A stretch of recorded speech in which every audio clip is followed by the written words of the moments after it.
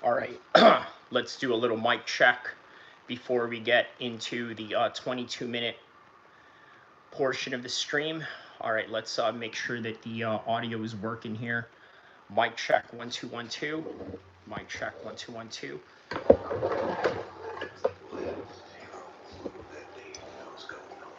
Okay, let's make sure that the audio is working on this one. Oh, what is this? Okay. All right, man. So getting some ads here. Just trying to make sure that the audio is working.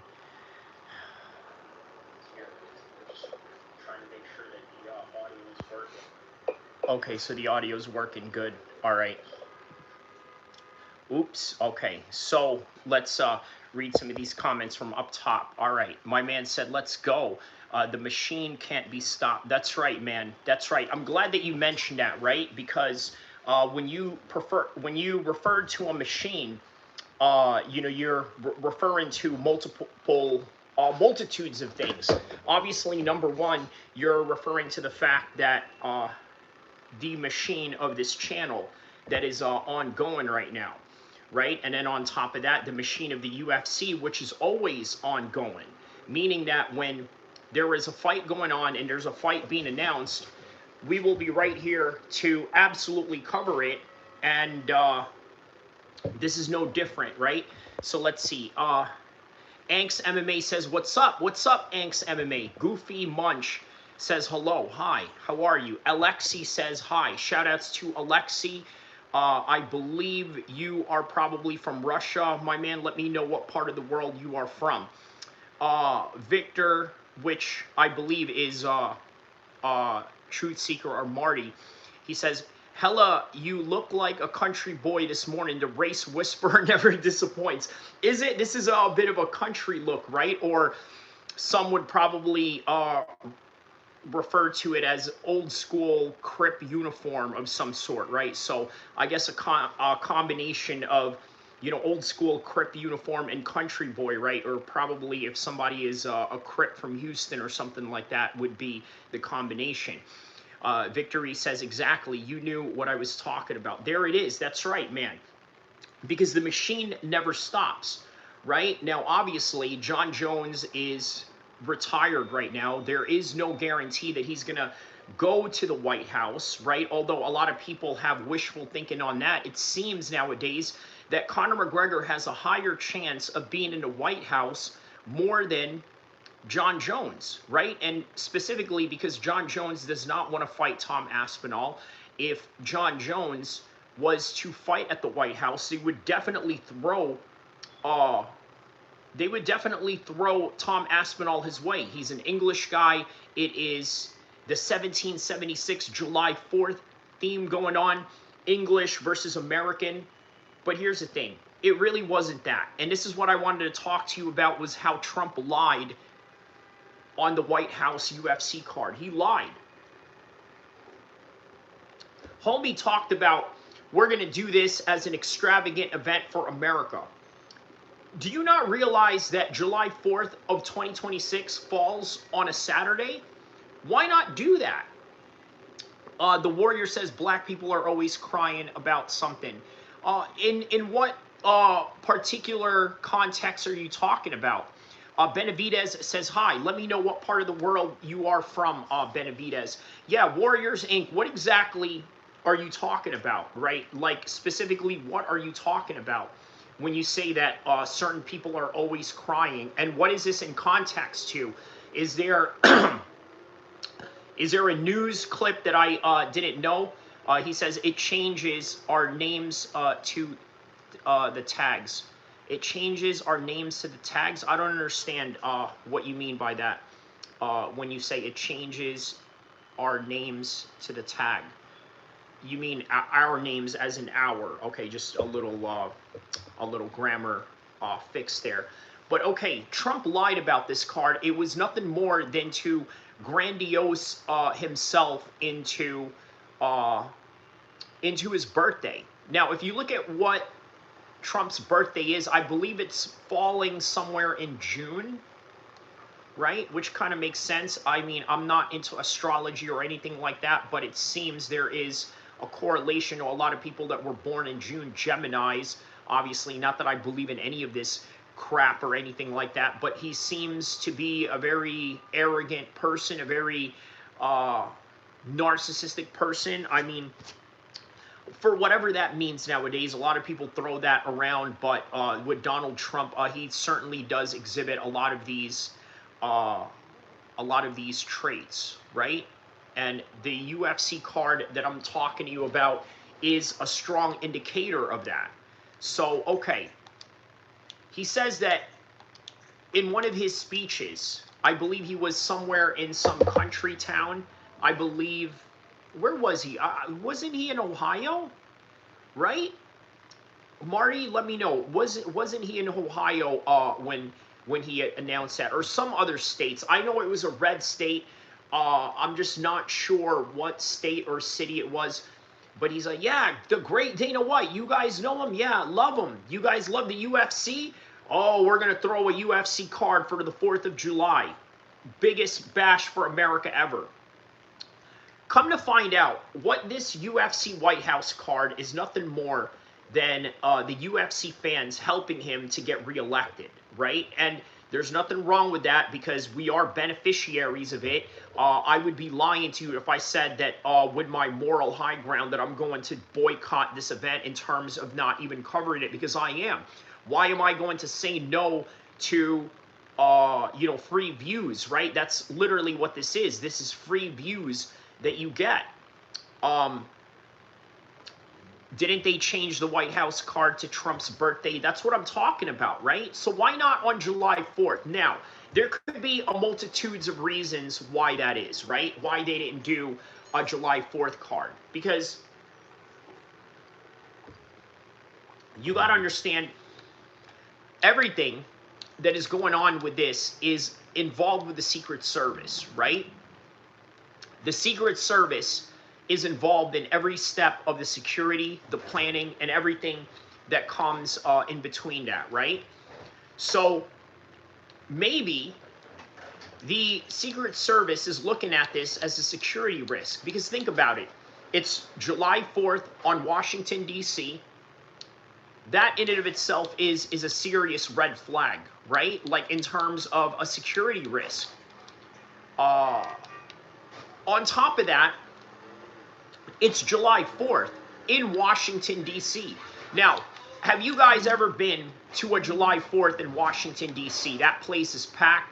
On top of that, there's extra security on high alert, and with good reason, because if there was going to be any potential terrorist attacks that were going to happen, you would imagine that the grandiose symbolic meaning of that would absolutely capture the attention for a lot of people, and especially if you are a terrorist that wants to create a big splash in whatever goals or cause that you're trying to bring awareness of through violence, which essentially is the definition of terrorism.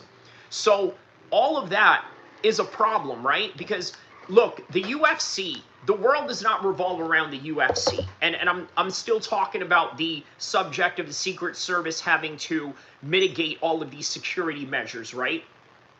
You guys have to understand, as much as we love the UFC, the world does not revolve around the UFC. We like to think that it does, because we love the sport. Not only do we love the sport, it becomes a part of our lifestyle in certain ways, because for many of you that are in the chat, not only do you watch the sport, not only do you consume the sport through media and through YouTube and through other means of access that you can get to it, but you also train at it as well. At least some of you do.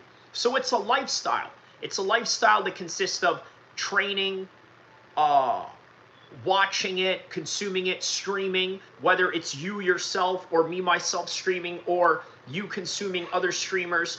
It's a culture. And as a result of that culture, you start to think the world in this echo chamber, right? You start to believe that everybody is up on the same things that you are up on, right? Well, the reality is they're not, because when Trump said that he was going to hold an event for 4th of July, he meant that there were other things that were going to go on as well, right? Did we not think maybe there's going to be baseball games going on? Do you think that Americans are going to bypass a good football game that is themed around, well, not football, what's being played in July? Obviously baseball, America's pastime as they call it, right? I mean, till this day, baseball is still very popular. And I know this for a fact because I live in a Sacramento area where now the Oakland A's have moved to this particular area, literally right near the Gold Bridge that you guys have seen me drive by on most live streams ago, right? So when I look at the people that are going into the Oakland A's, I think, wow, baseball is a very big sport. And you know, they play multiple games in a season, like maybe 162 games in a single season. I don't know how that's possible, but okay. I guess they play every day to a certain extent, but it's still America's love. It is not MMA. So you as the MMA consumer, you think that the world revolves around MMA. Well, it doesn't, because there's fireworks that are going to be going on in the 4th of July. There's going to be shows, there's going to be concerts, there's going to be gatherings of some sort, right? And you know what? The normies that are not up on MMA the way that you and me are, okay, that's not the world that they live at every Saturday, where they think, man, what fight is going to happen? Oh, D. Ritter and Anthony Hernandez are fighting this weekend, which, by the way, he's not. Unfortunately, he got pulled out, but they replaced him. Whole nother story for a whole nother time, right? Or, okay, Tom Aspinall is fighting in Abu Dhabi, which is going to be a morning card. And as a result of that morning card, well, now you're getting up in the morning and you're planning your Saturday around that. Well, what are other people doing most Saturdays? Well, obviously, what they're going to do is they're going to go out. They're going to do normie things, right? Which, by the way, I got to tell you, I hate going to the mall. I hate going to shopping places. I hate going to just places, period, on a weekend. You want to know why? Because here's the thing. Most people that go out on the weekends are usually, I don't want to use this as a derogatory term, but I don't know how else to describe it, normies. No, I'm sorry, brokies, okay? NPCs, right. NPCs and so normies and brokies are basically the people that you see in weekend carnivals, right? Oh, they got to go out to the club every weekend. You know, they got to buy everybody a bottle or this and that. And unfortunately, here in Sacramento, I still have homies of mine that are like that, even at an older age. And even some of them who already have kids and this and that, they still like going out to the clubs. But it's like, if you think about it, if you're a parent, right, that's 35 and over, it seems that the UFC is probably the best consumption for you on a weekend, because you get to stay home, right? You're not out there, you're taking care of your kids and this and that. But that's neither here or there. The point that I'm trying to make is that these normies, these NPCs, and concerts as well, right? That's what they do. They like to they like to go to concerts, right? Now, look, here's the thing, right? As somebody who's an avid listener of hip hop, I like a little bit of metal as well, right? I would never go to a rap concert. For example, Mozzie, right? You know, the famous Sacramento rapper that comes out of this section. By the way, shout outs to Oak Park and all the people that are in his neighborhood. I know all the people in his neighborhood, right? So Mozzie, if he was to have a concert, even though I'm familiar and friends with the people of the hood that he comes from, I would never go to a Mozzie concert, for the simple fact that there are shootings that happen in rap concerts, especially rap concerts. But guess what? Metal concerts, they got shootings too. Because if you remember, the guitarist of Metallica was shot up by a U.S. Marine for whatever reason. That U.S. Marine had decided to take the life of that Pantera member. But for those of you that know metal, you understand what I'm talking about. And for those of you that have been to rap concerts or have been to urban hip-hop functions, you know exactly what I'm talking about. So, yeah, so there's no concerts for me. Lowrider shows I'll go because usually it's, you know, lowrider shows with some homies that show up. So, you know, there's nothing wrong with that. But other than that, yeah, you know, most of the time, you know, what we do is we consume MMA. So with that long-winded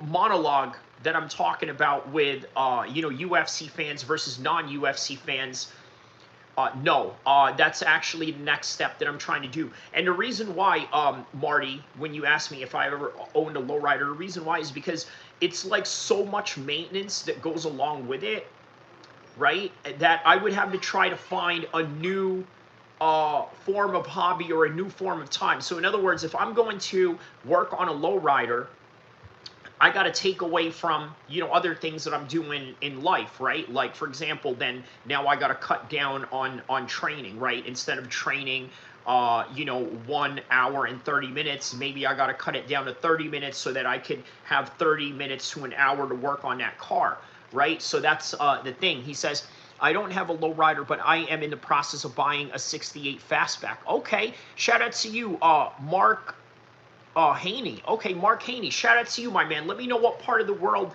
you are from. Are you from the West Coast by any chance? You know what I mean? Yeah, dude, those cars are badass. Yeah, yeah. Yeah, so we're having a little bit of some, you know, classic American car. Oakland. Okay, okay. So you're a West Coast dude, so you understand. So, okay. Yeah, yes. After that long-winded form, that long-winded monologue that I'm giving you guys, the long story short is that the world does not revolve around UFC. There are other people that have different interests, different Saturdays. So us hardcore MMA fans, we tend to believe that it is the most important thing in the world.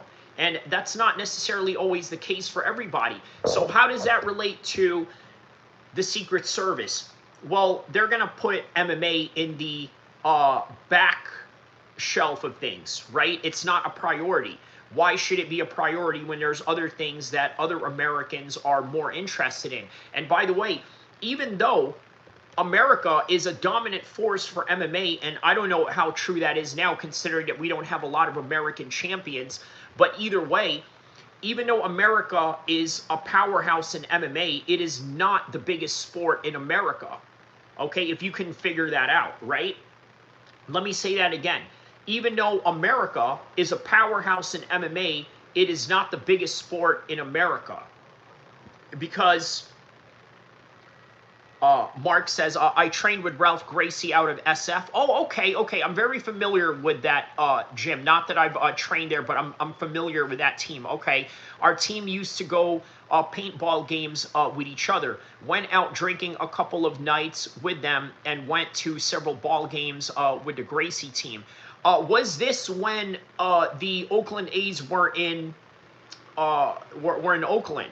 Right. By the way, how do you feel about the Oakland A's moving to Sacramento right here, right? Literally like 5 minutes from where I'm at. But how do you feel about that, right? I know that's been a staple for Oakland for a long time. I believe the Golden State Warriors used to play out there, and then they moved to San Francisco. Mark Haney says, yes, absolutely. This was back in the BJ Penn days. Okay, okay. You know what?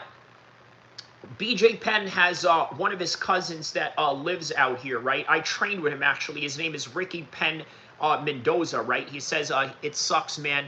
I'm Oakland bred. Sad to see the A's leave. Yeah, you know what?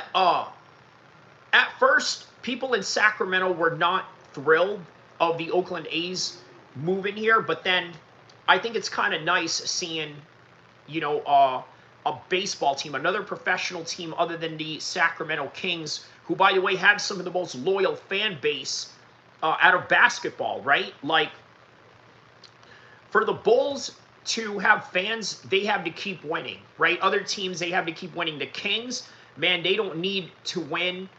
It's good that they win. It's good that they finally got into the playoffs, but it's one of those things where they don't need to win championships just to, you know, just to have a fan base. So, you know, hopefully Oakland A's, and I think maybe the Oakland A's recognize that. They're like, you know what, maybe we can capitalize on this, right? Sacramento has a loyal, fan base in terms of, in terms of sports. Even in MMA, we absolutely, root for our guys out here.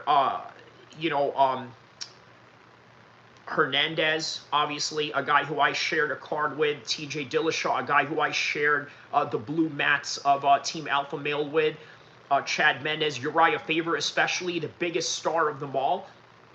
Right, even till this day, Uriah is still a bigger star than all his other fighters, right? And and if you fight for Team Alpha Male, you are known as Uriah Faber's fighter. So, okay, so yeah, that's basically a nutshell of things, right? It was a security risk, and that could be the possibility. Or the other possibility is that Trump is just nothing more. Yes, TJ Dillashaw is your protege. You know what, though? I am older than him, I believe, by just maybe 1 year or so, maybe 2 years to be exact. I believe he was like born in '87, so that could be. Mark says Uriah butt chin is still up, is still right up there. Not a derogatory statement towards him because he's a great guy. Yeah. Butt chin. He that's a common. That's a common thing that they say about Uriah Faber, his butt chin. Although they say that very few people in the world have that in their genetics, right, where they have that butt chin. It's like a very rare genetic makeup in a person. So, I guess that kind of shows you how, how special Uriah is. When Conor told him to go shake his shit off top, yeah, man. Boy, let me tell you, man, Uriah hated Conor, bro. He hated Conor. And you know what? The whole Team Alpha Male hated Conor, too. But eventually, you know how it was. They just had to ride that train. Speaking of Conor, so there's a potential that Conor and Khamzat could be in the White House card together. Savachi Financial says... Yiki, Yee. Okay, Yee. We'll just say Yee. Uriah loves Conor. He does. He loves what he did for him. You know what? Listen, guys. Remember when Nate Diaz stepped in for RDA, right? Uriah Faber was this close of getting that fight. Now, can you imagine if Uriah was the one who beat Conor McGregor and submitted him? Now, look. I think Uriah is a better grappler than... Conor McGregor off top, right? He's a better grappler. Can we agree with that? And so, but he didn't have the punching power that Nate Diaz had. Nate Diaz is a little bit bigger. He has weight on him to like really, knock Conor down the way that he did, because eventually that submission was predicated on Nate Diaz outstriking him. Right? Yeah, pythons. Yeah, when he was making fun of his accent. So pythons. I think they're pretty cool with each other now. Yeah. I think that if Uriah saw McGregor, I think that he would say, "Hey, dude, how does it feel to be a rapist?" No, he wouldn't say that, but yeah. I don't think Uriah would say that. Uriah is actually quite polite in that regard. Mark Haney says, if I could pull a dream athlete into the White House card, I would have loved to see a prime Randy Couture. There you go, right? Who better than, Mr. Captain America himself, right? But, yeah, Randy Couture is too old right now. And even if Randy Couture was young enough and was still vibrant enough, he has a lot of beef with the UFC executives, right? Based on just the contract failures that they've had together.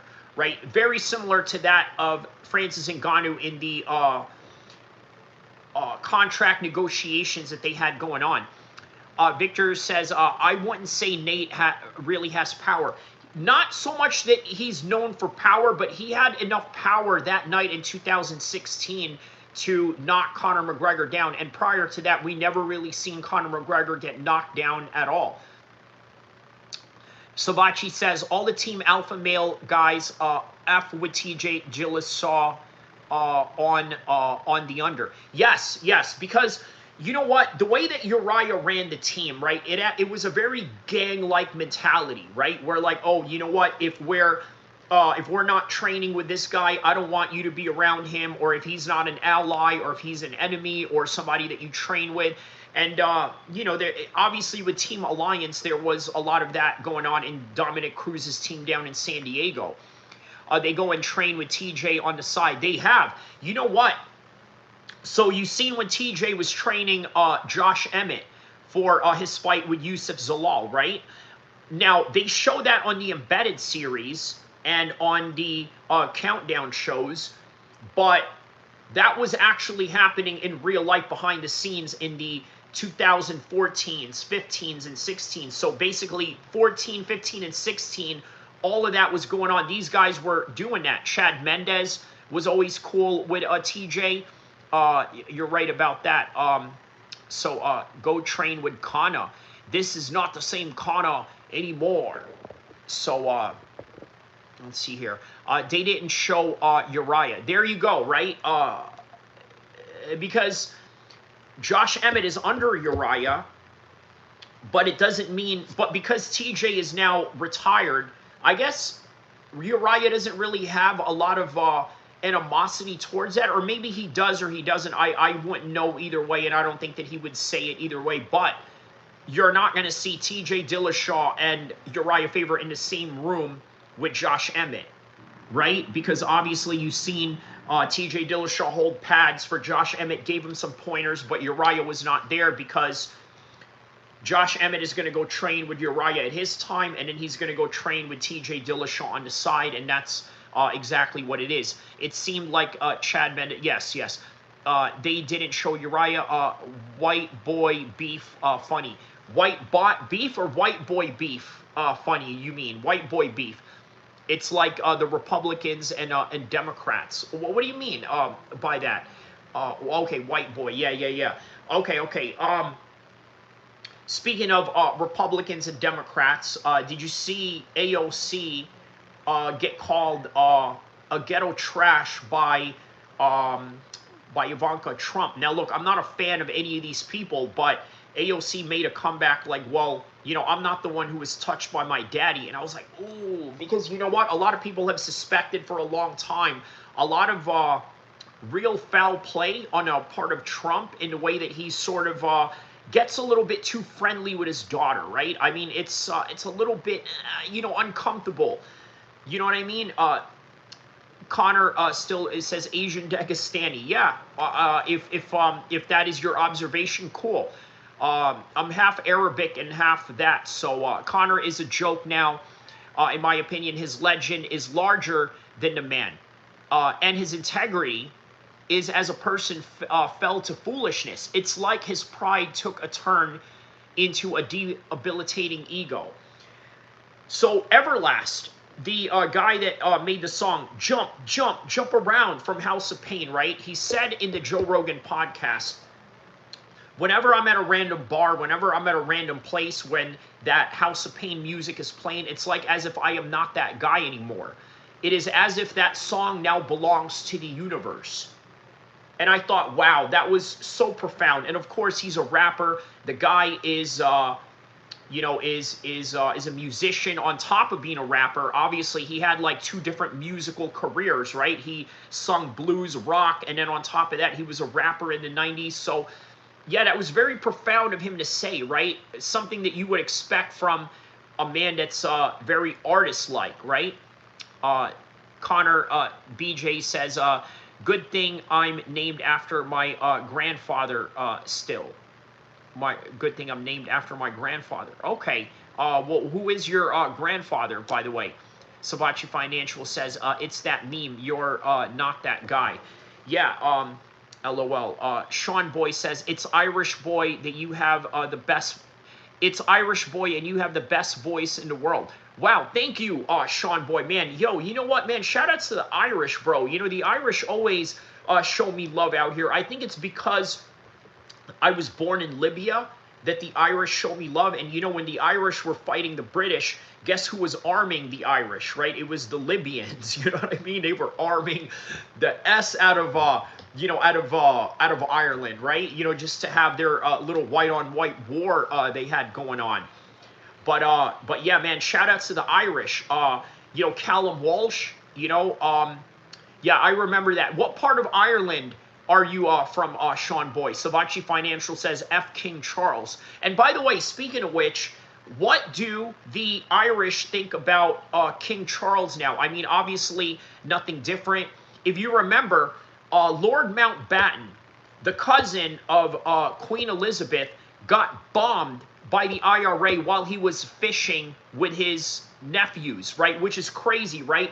They literally rigged the fishing boat of Lord Mountbatten. And by the way, for those of you that don't know Lord Mountbatten, the dude was the commander of the British military. He was the head commander. He was an admiral in the British Royal Navy.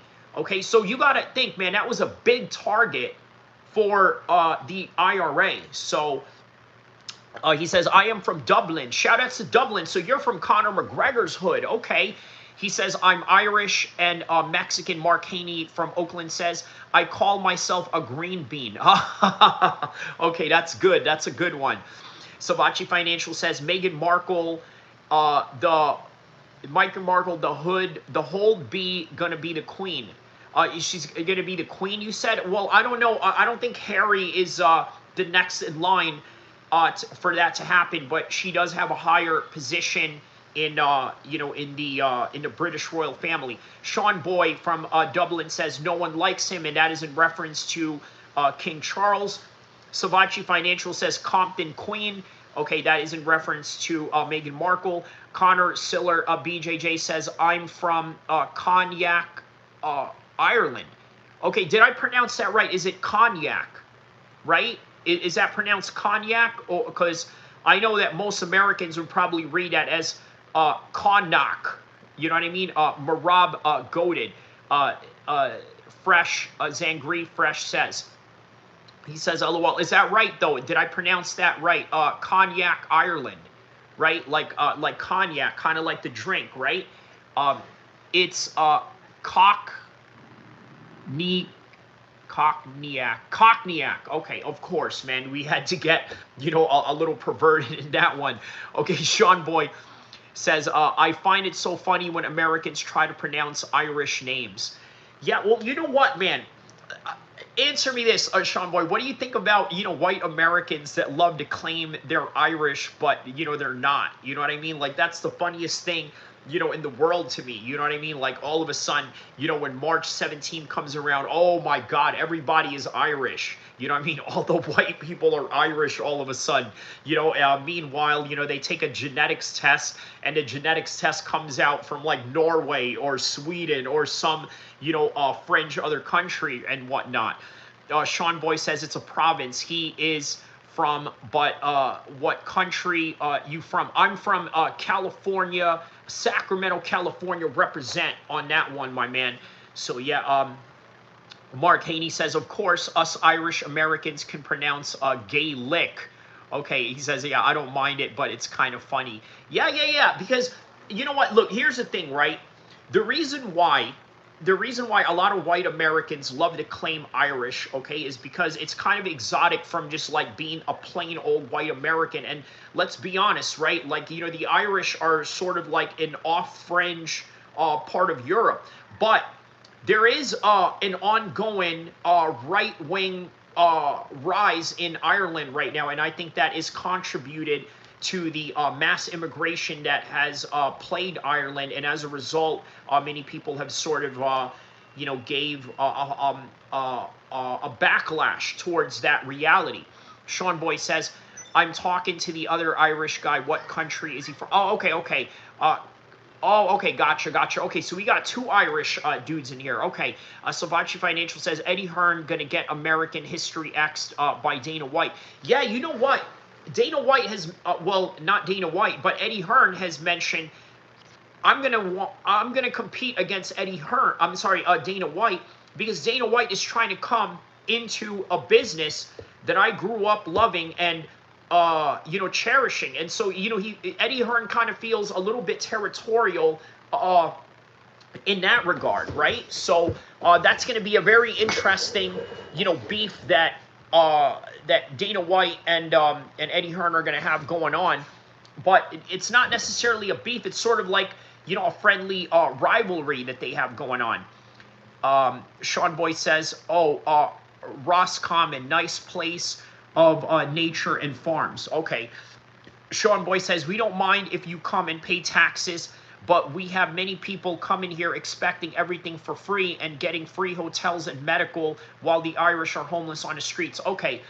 And so Savachi Financial says, dance for me, Eddie. Hey, Savachi, I recommend to you the Eddie Hearn Netflix, right? Check that out.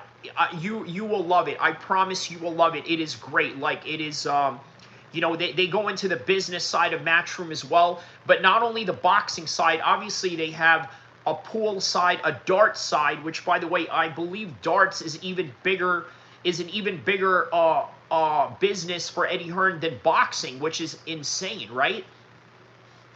Sean Boy says that's why there is a huge rise on the right. Okay, so that makes sense. Okay, Mark Haney says, Sean, sounds really familiar, buddy. Savachi Financial says, Cougs. By the way, isn't Coogan Cassius part Irish, right? The IFL guy, he's part Irish, right? He's Bangladeshi and Irish. That's why Coogan is tied in with Daniel Kinahan, you know, with the Irish cartel. You know what I mean? That's why that dude, man, listen, you know, when I heard Daniel Kinahan got locked up, I said, you know what, man, it's open season for Coogan Cassius now, right? He don't got the Irish mob behind him, so you could get at him now. You could press the issue on Coogan Cassius if you wanted to. Is the Dan Rather of boxing? Yes, Sam's familiar. Sean Boyce is similar here in America. Yes, okay. Sean Boy says, have you been to Libya, bro? Yes, I was born in Libya. Connor says he's probably American, Sean. Yes, American is right. Yes, I live in Sacramento, California, represent out here. You know what I mean? So Mark Haney says, let me ask you guys this. Who was the hardest hitting Irish boxer, no weight classes, pound for pound hitter? The hardest hitting Irish boxer.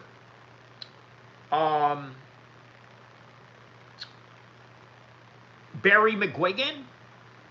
What do you think? Barry McGuigan, Michael Conlon. Michael Conlon hits pretty hard, I would say. Who else was a hard-hitting boxer? Kevin McBride, the dude that beat, Cougs is your spirit animal. He says, what state are you in, bro? California, my man. You know, C state.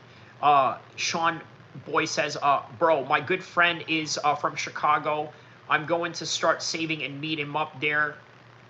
And if, like, it stays there and get a job. Yeah, there's a lot of Irish people that come and migrate here. So, you know, a lot of them, though, are, like, engineers. Like, for example, John Kavanaugh, right? The trainer of Conor McGregor was going to go to Boston to do aerodynamics for robots or something like that. Sean Boy says, you ever smoked that? Of course, man. This is California, my dude. Andy Lee. I forgot to say, yeah, Andy Lee as well. You know, although Billy Joe Saunders did, you know, put a good number on him. But yes, Andy Lee is also a good, yeah. Sean, smoke weed every day. Yeah, it's a Cali thing over here. You know what? If you're going to come here, just be sure to have your passport, right? And make sure that your passport is you know, is clear so that you can go to a dispensary. It's very easy. You don't got to go to no hoods or nothing like that. You don't got to go to them ends, bruv. You know what I mean? I'm going to pull out my little British accent right now. You don't got to go to them ends, bruv. You see, bruv, in America, yeah, you know, all you got to do is go to a dispensary, right? And all you got is your passport, yeah, bruv. And then next thing you know, you got a pound of weed, yeah? And that's all you need. All you need is your passport, yeah? That's all you need. You know what I mean? And the next thing you know, if you want to go get a dinger, you know, in Compton, you could go do that, bruv. You know what I mean? Go see my G's up in Compton, you know, and get me a dinger. By the way, for those of you that don't know what dinger means, it's British slang for, you know, a strap. But Sean Boy says weed should be legal everywhere. It's not in Ireland. What is the, he says, good accent, right? Was I on point with the South London accent? Yeah, bruv. You know what I mean? You know what I mean? You know, we gotta grab them dingers, yeah? You know what I mean? When you grab them dingers, you get them youth, bruv. And then you have them put some work in that, bruv. You know what I mean? It's roadman shit up in here, yeah? Roadman shit. He says in some places in Oakland, you can buy weed from gas stations. Is that right?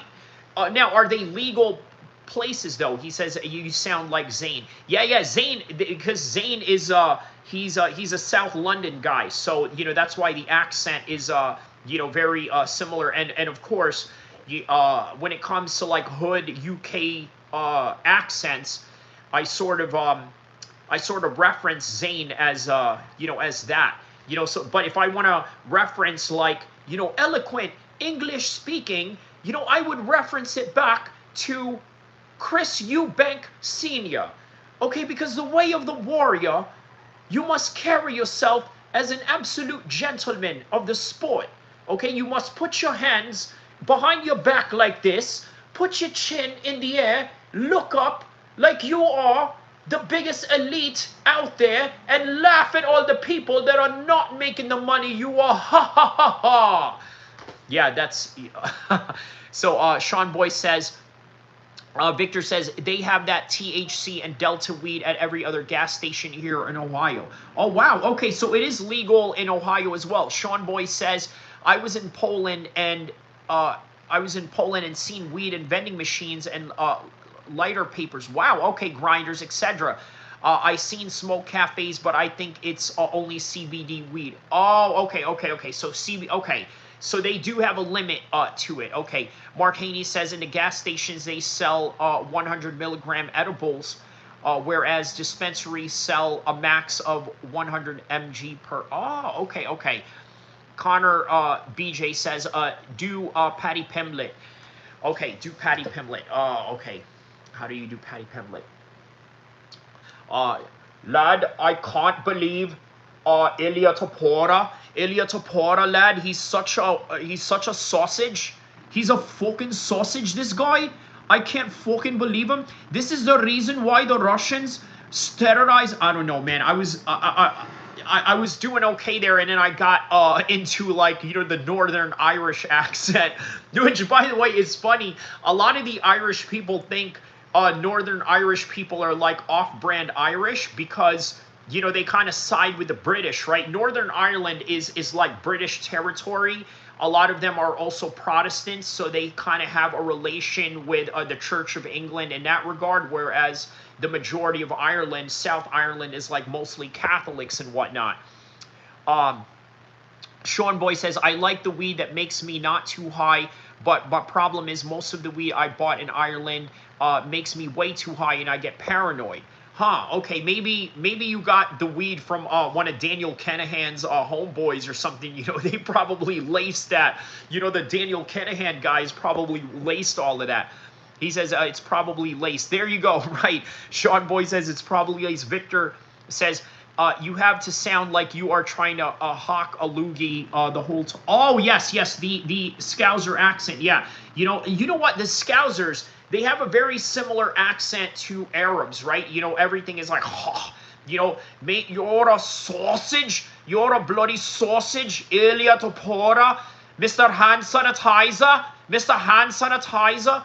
If it was legal, I could pick the strength I want, Sean Boy says. Sean Boy says, a Northern Irish accent is like Irish and Scottish mix. Got it. Okay. Man, you know what? I'll bet you somebody with an Indian accent and a Northern Irish accent would probably set me in a laughing, you know, marathon. Let me see if I can pull an Indian and a Northern Irish accent at the same time. You bloody idiot! You bloody idiot! I am the cousin of Coogan Cassius. How dare you talk to me like that? Okay, I don't know if I got some Indian in there, but yeah. Mark Haney says, Sean, smoke less. The weed out here is 35% percent. Yeah, by the way, our highest here is 45%. We just tokes and don't burn it down to the stingers to avoid being paranoid. You know what, man? I don't know, man. Yeah, there's they should have higher strands here, but I guess 35 is all they have. Ever hear of the Scottish plantation of Ulster? No. Care to educate me on that? Connor says, same with the Scousers. They sound similar to the Scots. He says, yeah, Mark. Thanks, Mark. It's hard to smoke less, though. The Indian accent is the funniest. Welcome to Cookie Mart. Welcome to Cookie Mart. Cookie Mart. Okay, is that a store that you have in our... Well, we have 7-Eleven here, so the race whisperer is on point today. 45. Yes, Mark. 45 in... well, I mean, that shouldn't be... a surprise. I mean, you probably see that in the dispensaries in Oakland. Yeah, 45 is crazy. Sean Boy says, bro, no disrespect to anyone, but when the Chinese talk in Chinese, it sounds so funny. For sure, that can be a funny accent, not disrespectful at all. LOL. Mark says, bro, I used to go to the Green Door in downtown Sacramento. Okay, I'm familiar with that area that you're talking about. So, let's see here. Let's see here. Okay, so yes, we talked about Conor McGregor and yeah, so you know what? How crazy is that, right? Conor McGregor has a higher chance of making this fight than John Jones. Mark Haney says, after a night out in a dive bar, the bar wall is awesome. Okay. Loads of Scots went to Ulster in Northern Ireland. That's why the accent sounds similar to Scotland. Got it. Okay. Cookie Mart is in The Simpsons. I can't believe you don't remember. You know what, man? You're right. It is. And you know what? I've been to Universal Studios down in LA before, and they do have a town that is like a Simpsons theme. So, yeah, you're right. I did forget that. Connor says, you look like a mix between Mark Hunt and Shufcott. I like that, man. Mark Hunt and Shufcott. That's awesome, bro. Well, you know what? I guess this is why I really need to have an MMA channel, right? I mean, because, if you think about it, I have a Dagestani beard. I look similar to that of Shufcott and Mark Hunt, as you say.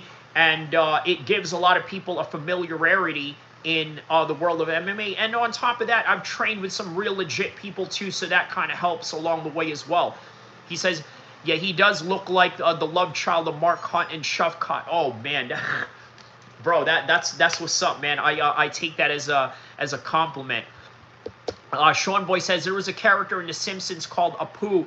He was Indian and worked in a store called Cookie Mart in a convenience store. Yes, and he fights like Dom Cruz and MVP. There you go. Yes, great combination, right? Total compliment.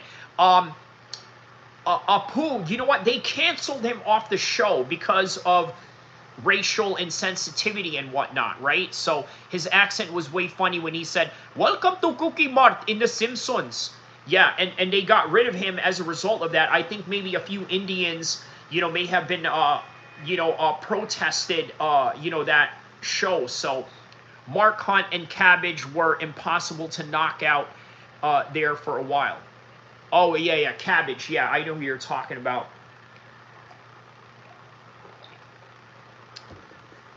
Samoans have naturally, strong chins. So, oh, you know what, man? I forgot to mention, right? Obviously with the topic of UFC 323, Joshua Van. Anybody here follow Joshua Van, right? I think he is one of my favorite 125ers now. He says, Family Guy made fun of the Irish, and I find it funny. I don't take it personal. You know what? Sean Boy, I believe there was a point where the Irish were so discriminated that maybe back in those days, it may have been different. You see now the Irish, they're now sort of embedded into the Anglo-white society of things, right? Especially in America. You look at a lot of the American servicemen, They have names like McKinley, names like McKinnon, names like Mick something, Mcgregor. Obviously, there was a general called, Colonel Douglas McGregor, right? Uh, so the Irish are sort of like in this, I don't want to say elite position, but I would say in a position where they are middle class to upper middle class tier, at least in America. Obviously, in Ireland, you have the problems that you had mentioned with the local indigenous people being homeless. But for the most part, the Irish seem to do very well for themselves, right? And I think that is the reason why it's kind of easier for that group of people to take jokes like that. You know what I mean? Whereas if you were, let's say, a Palestinian right now, right? Like, would any of you really dare joke about Palestinians? I mean, I would hope not, but it would seem, in poor taste, at least from the wider sentiments of the world right now, right? Which, by the way, I gotta tell you, right? The man that orchestrated New York in 2001. Okay, I don't want to mention it because I don't want to get flagged, but one of his war cries was that the Palestinians were being oppressed by the local occupiers. So let me catch up with these comments here. He says, exactly, because we have a sense of humor, Connor says. Oh, but what about your Mexican side, though? I mean, would you necessarily invite jokes about your Mexican side? I know your Irish side would, and then Sean says, exactly.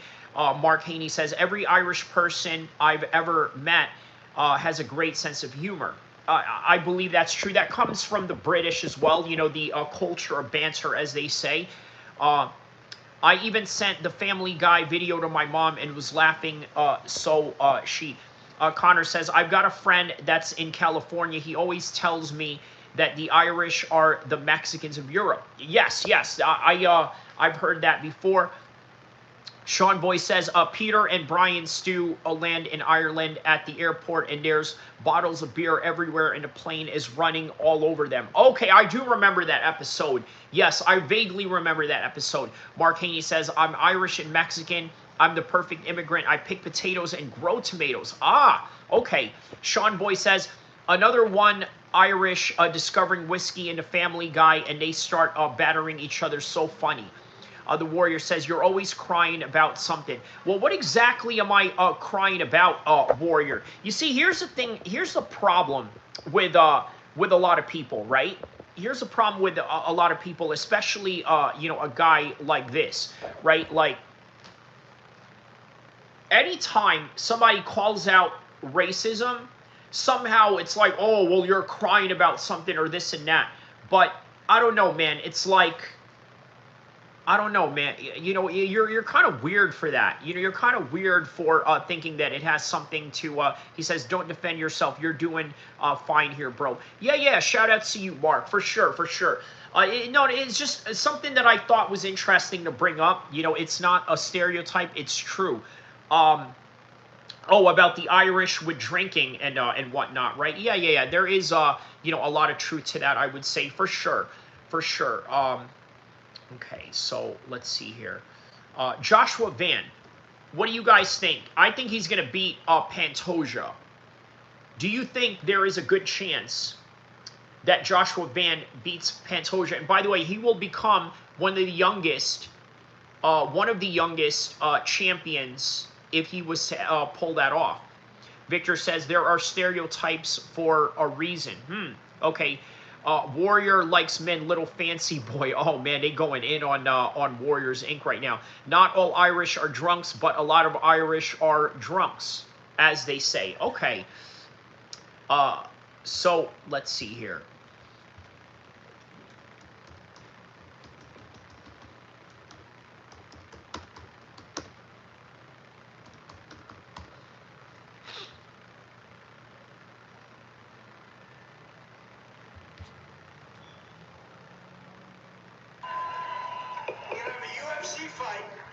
We're going to have a UFC fight. Think of this on the grounds of the White House.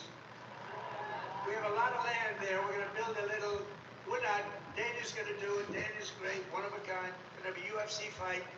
One of a kind. One of a kind. It says stereotypes aren't generalizations, in my opinion. Alcohol causes cancer, bro. Very true. Very, very true. That is why, you know, as Muslims, we don't, you know, engage in it, you know, for that very same reason. Championship fight. Full fight. Like 20, 25,000 people. Yes, Sean, that is true. Young people are starting to drink less because they are sort of finding out that it's, you know, it's not good for them. I would say this new generation of kids, even though they are a bunch of wussies, they are, you know, a much healthier, you know, minded generation. And we're going to do that as part of 50 also. We're going to have some incredible. Okay.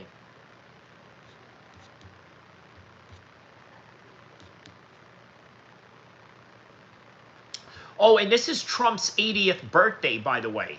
Donald Trump has revealed the historic UFC card taking place at the White House is set to go ahead on June 14th. When I say healthier, Victor, I mean like healthier in terms of you know, in terms of food choices, I would say.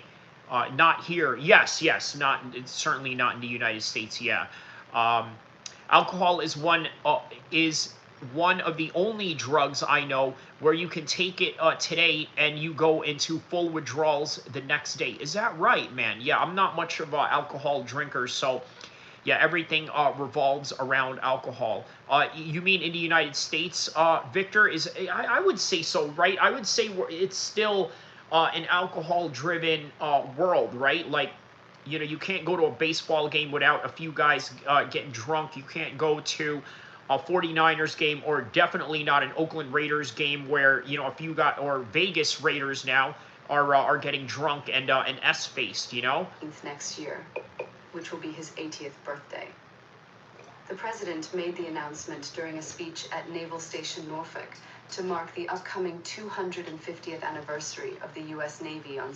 Okay, so there you go. It was Norfolk, Virginia, that he had made this announcement on. Oop. Yeah, so it was Norfolk, Virginia was this announcement being made. So he says, look at the commercials. It's beer, car insurance, and commercials. That's it. Yes, alcohol is a drug. It is. You know what? It's crazy that, you know, you have an Irishman that sort of, you know, admits that. But yeah, I mean, you know, undeniably, it absolutely is, you know, a drug in a nutshell, and you know, and that can't be denied. If alcohol was invented today, it would be illegal. Yeah. Well, you know what? If it was invented today, they would have to take, you know, this long amount of time to sort of, you know, study it and know that it is not good, right? Like we came to this conclusion right now as a result of the accumulation of years that we had put together to, yeah, you know, he says, you missed the comments, bro. He says, you're right, Victor. Which comments did I make? Alcohol is a drug. Oh, okay, Mark Haney says, could you imagine walking down a Safeway aisle and seeing an aisle totally dedicated to heroin and cocaine? Wow, man. In Switzerland, do they not do that in Switzerland? Right? Isn't that a thing that they do in Switzerland? Right? I would think, yeah. What is the book you... Absolutely, alcohol withdrawals kill you, yes.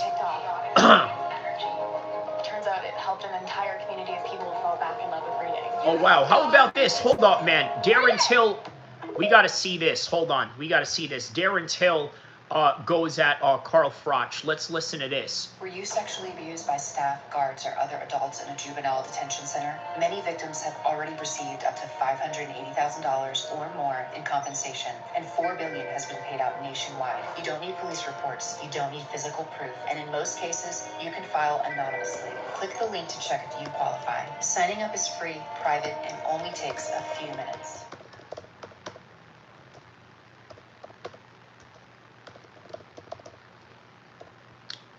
All right. Welcome to Visible, the ultimate wireless hack. It's one line, powered with unlimited data. All right, here we go. In less than 40 seconds, we're going to talk about Darren Till and Carl Froch, right? It's just come to my attention right now. Let's see what he had to say about this. He says, "You're right, Victor. Alcohol caused so many problems in my life, man. I'm sorry to hear that. They call it spirits for a reason. I think it's evil. Go up more." Oh, go up more. Okay.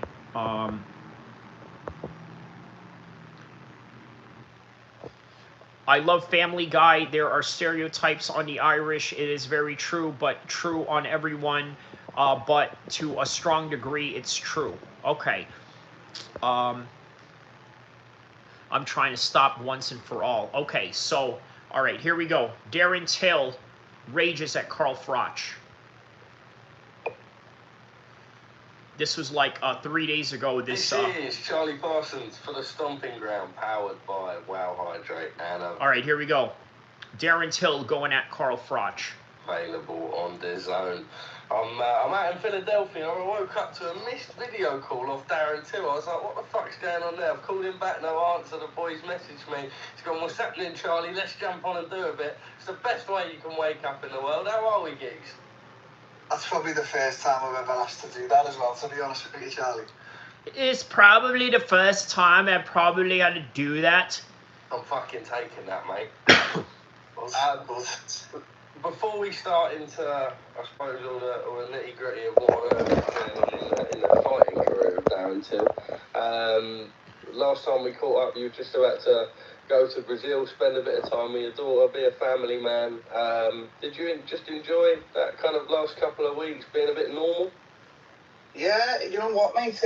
I've done a whole trip of the South America, so obviously I went to Brazil for I was there for 8 days, obviously seeing my daughter, sorting out her documents so she can travel back and forth, you know, with me more, rather more in my life these days. She's 11 now. She understands what I do as a job, and obviously she's older and stuff like that now.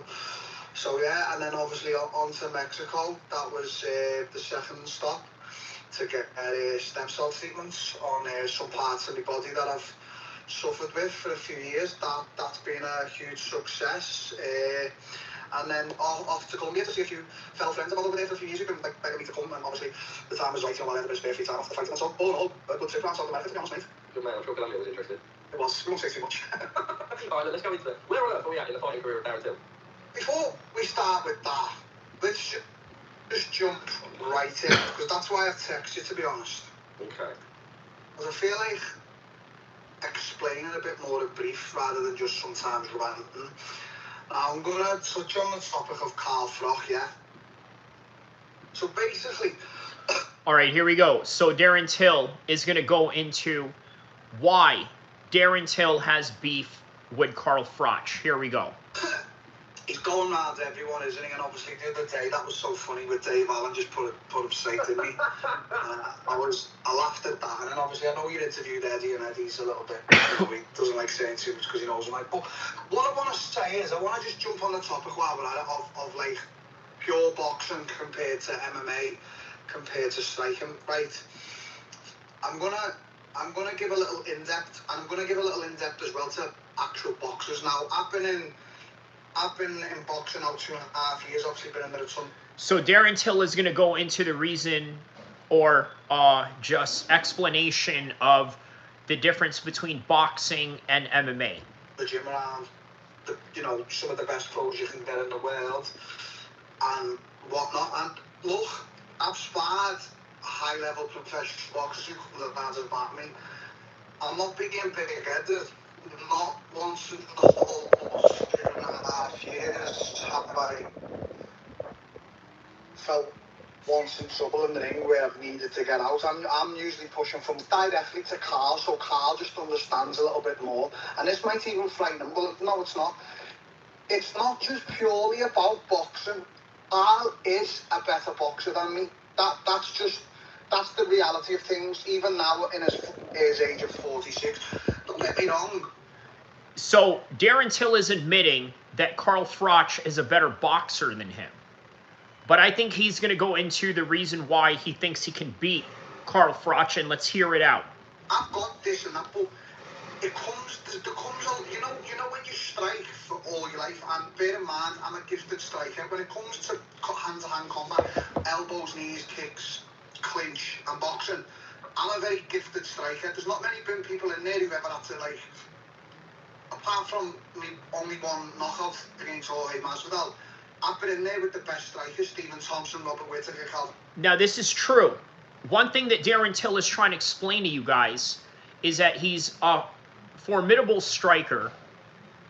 He knows how to use his distance, knows how to engage his range. He knows how to engage in different close range to further range. And not only that, he knows how to strike. He knows how to counter.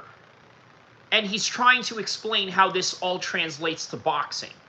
From Gaslam, Cowboy Cerrone, even in my Muay Thai career and stuff like that, striking's an art form, and what comes with that is much more. You know, the thinking of it, you know, the distance control, the feint, you know, setting up shots, like setting up shots, lad. Stuff like that. So Carl's coming on and Carl's going mad, yeah, I can beat Till, you know, but even in Carl's heyday, like, it wouldn't have been a walkover, like I'm telling you now, maybe in the world of boxing, but, like, a lot more comes with striking, and make no mistake about it, everyone who knows me, everyone who's trained with me, and everyone who understands fighting, I am a masterful, I think it is, striker. Even people who spar me, they say to me, they're like, I know your left hand's coming, but I can't time it, like, it's still, and I'm like, yeah, because I don't just throw my left hand willy-nilly, I'm setting it up with much more than just... So what Darren Till is now trying to explain is that in MMA, there's different feints and different setups that they may not really understand in boxing. And also, take this into consideration, right? When you got two high-level boxers in there, their entire plan is to react to everything. Sit back, react, right? And as you sit back and you react, well, there's other variations and other variables that can go into that as well, right? But I'm gonna let Darren Till explain what he means by that. Jab, left hand, like I'm setting it up with like tactical feints and footwork, positioning, head move, and all that stuff. And remember, the footwork in MMA is a lot different, right? And it's not something that most boxers are used to. They are trained, once again, what I told you is to react to whatever is being thrown at them. And this reaction is sort of something that you can read as a high-level guy because other high-level guys are doing it too. But if you bring in somebody outside of a sport, such as MMA, such as kickboxing, with different types of ranges, different types of timing, it could be a different ball game. It's just pissing me off a little bit at this point with Carl. It's just like, yeah, jab his head off. You actually won't, and you wouldn't have in your heyday because I can strike. Now, forget boxing. Like, boxing, in the ring, I can still use some of my moves from I'm 32 now, my 15 years of striking more. Like, you learn a lot on the road, Charlie, and you have it's like what I have in my brain now can't be bought. What I've learned over the years and what I've dedicated my life to, like, make no mistake about it, Whoa, man, amazing.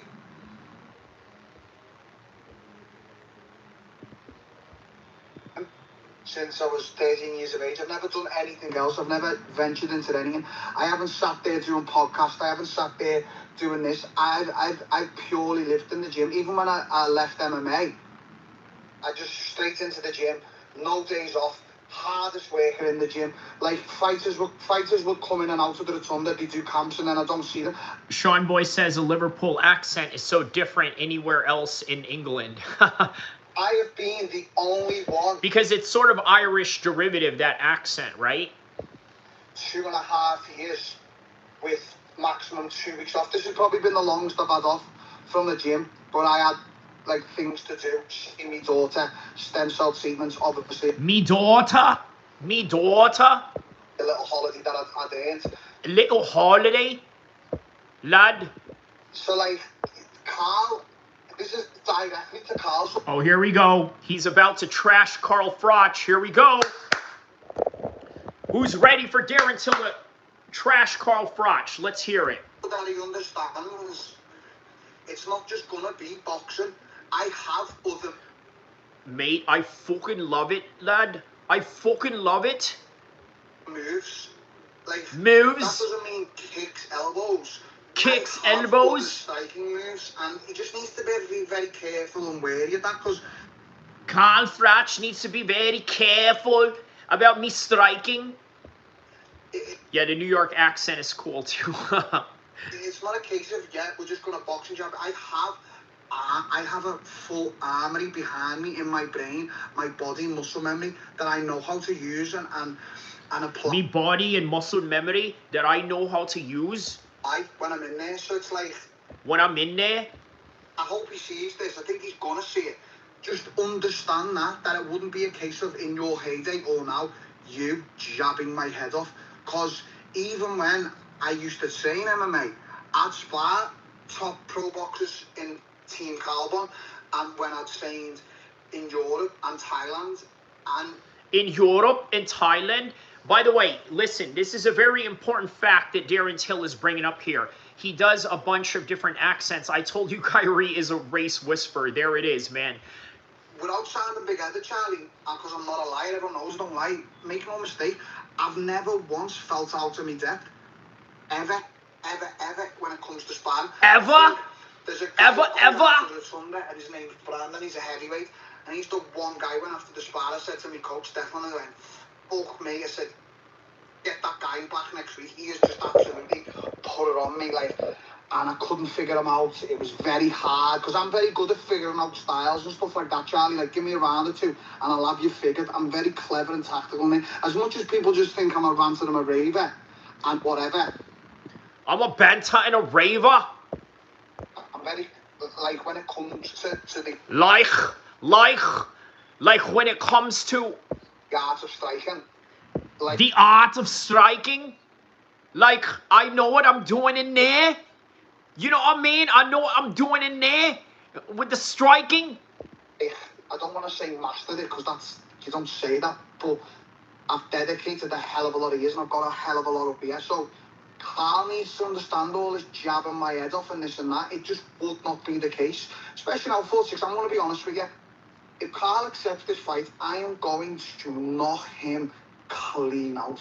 I'm going to knock him clean out. You know what? Usually, British dudes, they love to say, I'm going to knock him spark out, right? That's usually the thing I have heard Tommy say that. I've heard Tommy Fury, to be exact. I've heard his brother, Tyson Fury, say that. I'm going to knock him spark out. I'm going to knock the Dosa spark out. Yeah. Yeah. Victory says, do you have all the transgender stuff going on in Ireland, Sean? Oh, okay. He's asking him a question about the transgender stuff in Ireland. Okay. Like, make no mistake about that. In his heyday, different story, pure boxing, but it still wouldn't have been a case of him just, you know what, Eddie and stuff and that are saying, Eddie's never had a fight. Eddie promotes. Eddie... Of course, Eddie is always going to say that Carl Froch is going to beat the living heck out of Darren Till, right? Because, look, it is what Eddie does. This is also part of the reason why he's beefing with Dana White right now, right? He's a boxing purist. Boxing guys are going to go with boxing guys, and they're going to believe in boxing guys in the world of boxing. But I tell you what, I agree with Darren Till. This is not an easy win for Carl Froch. He's a little bit older. Darren Till is very tricky in the way that he boxes. And not only that, he has his fundamentals down pat. So he's going to be a very tough fight for Carl Froch. I would say Darren Till is the favorite going into this fight. Let me know what you guys think on a comment section below. Victor says, I was really impressed with how Till looked against Rockhold. I'm looking forward to seeing what he does in boxing. So are you looking forward to him fighting Carl Froch? Do you imagine how big that fight will be? Carl Froch, if he doesn't remind you and he doesn't tell you enough, he can bring in 80,000 people in Wembley Stadium. You know what I mean? I could bring 80,000 people in Wembley Stadium. Did you know that? Did you know that? Me, Carl Froch, I brought 80,000 people in Wembley. Did you know that? Did you know that about me? Yes, Carl, we know. We know, Carl. 80,000. Or was it 90,000? Well, you know what? If you come to think of it, you know, maybe it was 90,000. But yeah, perhaps.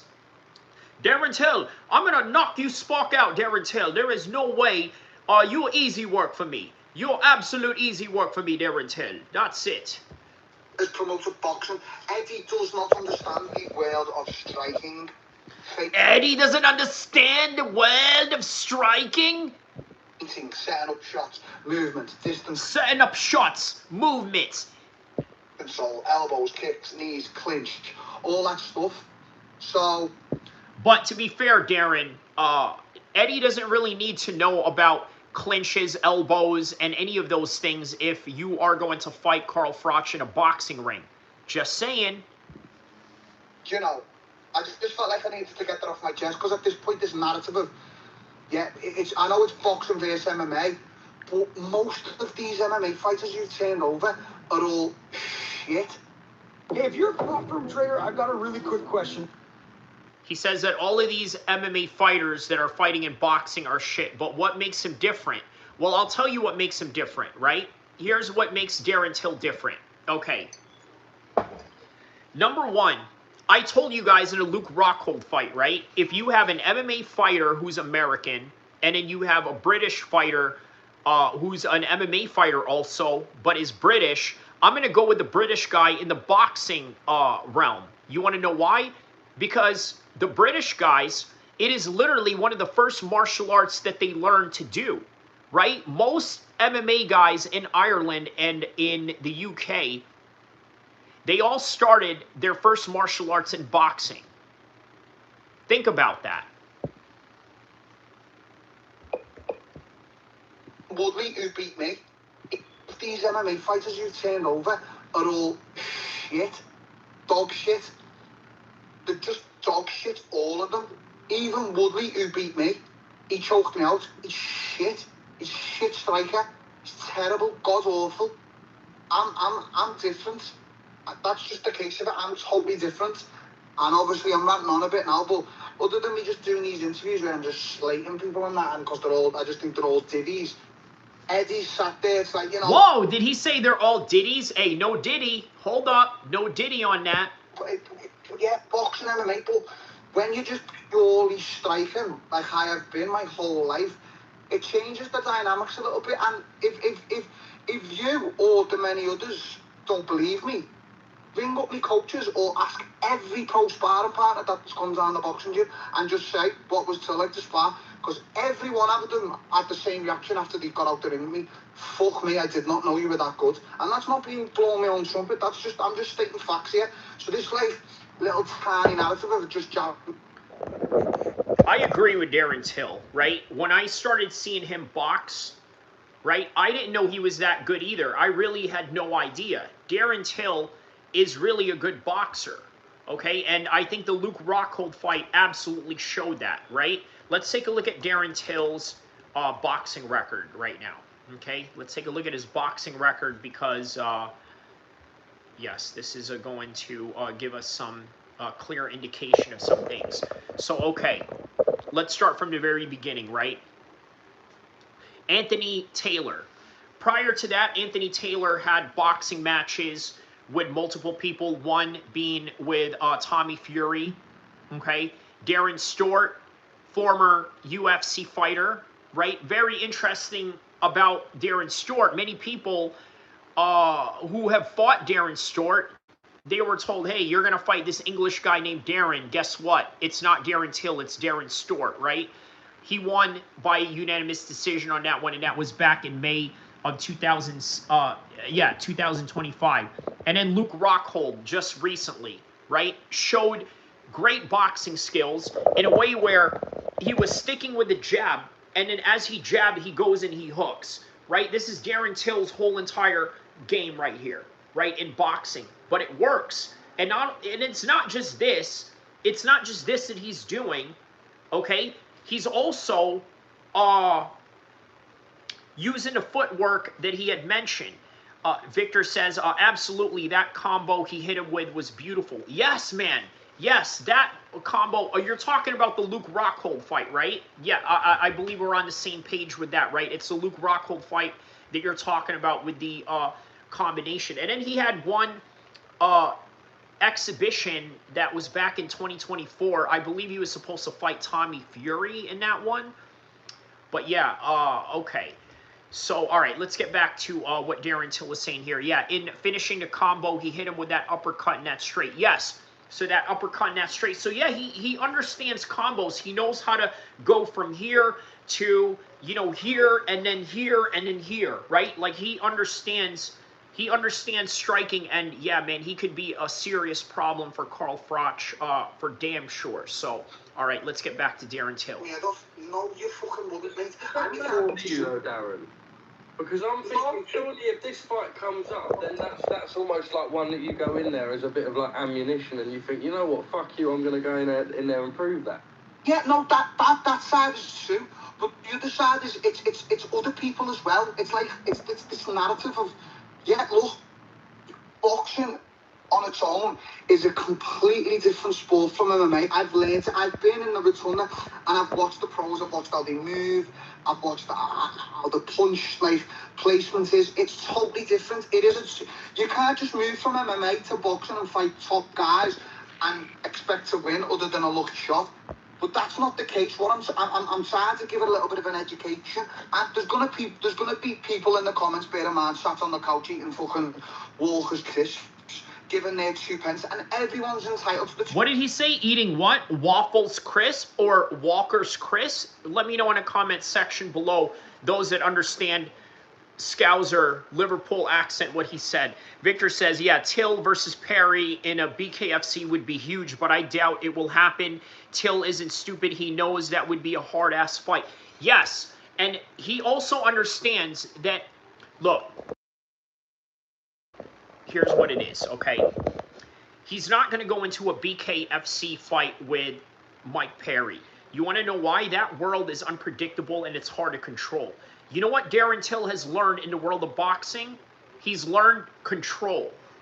In the world of boxing, you can control things if you have the proper skills in striking, okay? In MMA, it is an unpredictable sport. And it is those same unpredictabilities that was the downfall of Darren Till's MMA career.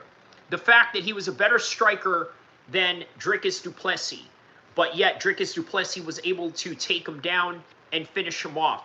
The fact that Tyron Woodley out-grappled him and submitted him, none of that is going to happen in the world of boxing. A world where if you are sufficient enough in what you do, you can control the narrative of the actual fight on fight day. Okay? That is why he has chosen boxing, because he understands, hey, you know what? This is a sport that I can easily control. This is a sport that I can easily manage because I have the proper striking, the proper pedigree, and on top of that, the proper technique to do what I need to do to win fights and not have to worry about the unpredictability, because there is no unpredictability with this. Me doing this and my opponent coming back at me with this. There's no elbows coming my way. There's no knees coming my way. There's no kicks coming my way. There's no takedown shots coming my way. There's none of that. There's only these hands. And with these hands, I see those two hands that you are throwing, and that's all that I need to look at. Because sometimes, look, in MMA, you need to have a hyper-vigilant mind in order to fight perfectly in MMA, and sometimes that is almost impossible for a human being. What do I mean by hyper-vigilance? Meaning that you're looking in his hands, you're looking in his legs, you're looking at the position of his legs, where he's going to try and plot a shot, right? And when I mean shot, I mean like takedown shot, right? Where he's going to set up the kicks, how he's going to set up a combo with the kicks and the punches. What is going to happen if he gets my back? And then all the things that you have to worry about. Okay, now I got to risk control him from the back if he is, behind me, or if you're the one on top, you got to think about how you're going to control him while you're also punching him at the same time, while also thinking of ways to create submissions, but also thinking of ways on how to keep him down there, right? Maintain ground control. So there's a lot of hypervigilance that your mind has to exhibit when you are fighting in an MMA setting. Whereas with boxing, there's a reason why they call it an aerobic sport and not an anaerobic sport in the way that you would mention for wrestling or MMA. Because when you are in an aerobic state, you can see everything clearly, and on top of that, there's only two things that you got to watch out for: these hands. So the best boxers in MMA, such as Max Holloway, such as Ilia Topuria, they know how to make the fight in that aerobic pace. Max Holloway does it. Next thing you know, he's throwing combinations at you, and next thing you know, he's knocking guys down and maintaining that boxing range and that boxing aerobic pace that he's putting on, right?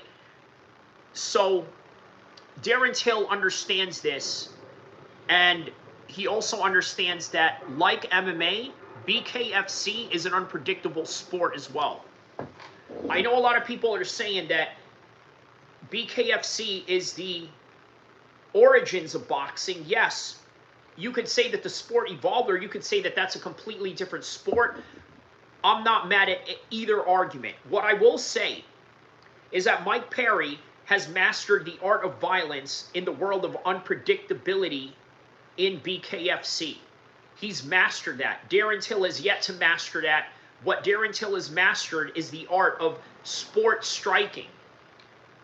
And what Mike Perry has mastered in the striking of BKFC is the art of violence and chaos.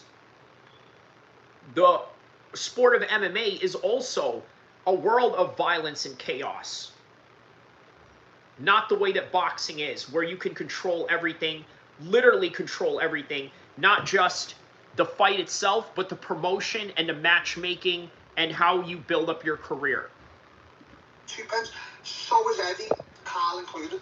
I have been around the sport of, forget MMA, the sport of striking for 20 years, and I have sparred the utmost best fighters on planet Earth. That's just another fact. So it's just a bit of an educational interview to let people in on it. And as I say, if someone's watching this and doesn't believe me, the coaches are there, people have sparred, people have fought, people that know the sport of striking. Like most coaches in Liverpool who are now brilliant coaches who've trained or know, understand what I bring to the table when it comes to striking. Now, I've been learning the art of boxing for 2.5 years, but that's not to say while I was MMA today, do people just think we don't use our hands, we forget.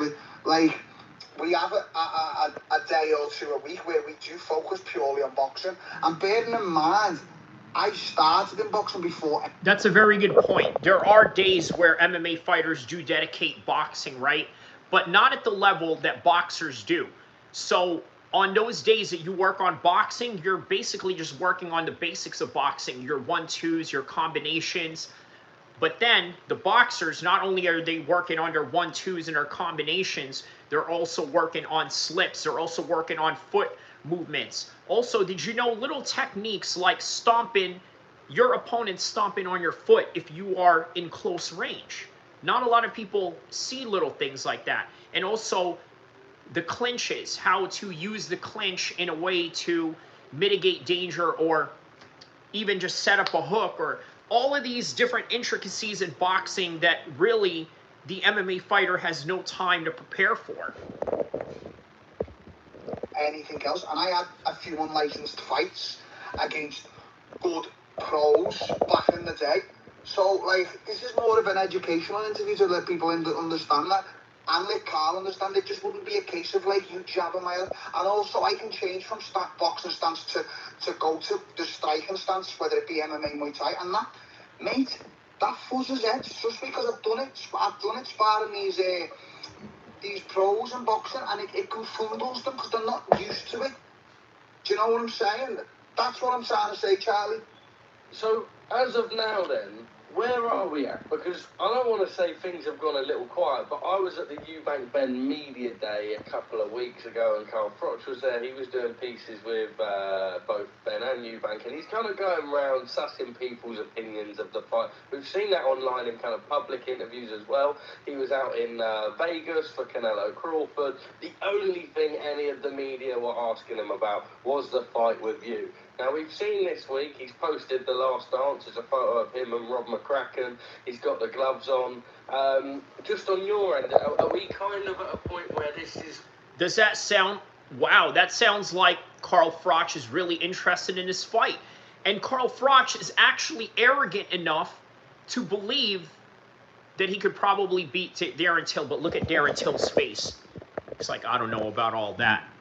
I don't know about all that. I think I could beat this guy. Finally looking like something that could materialise. It's gone quiet. How strong are permanent teeth?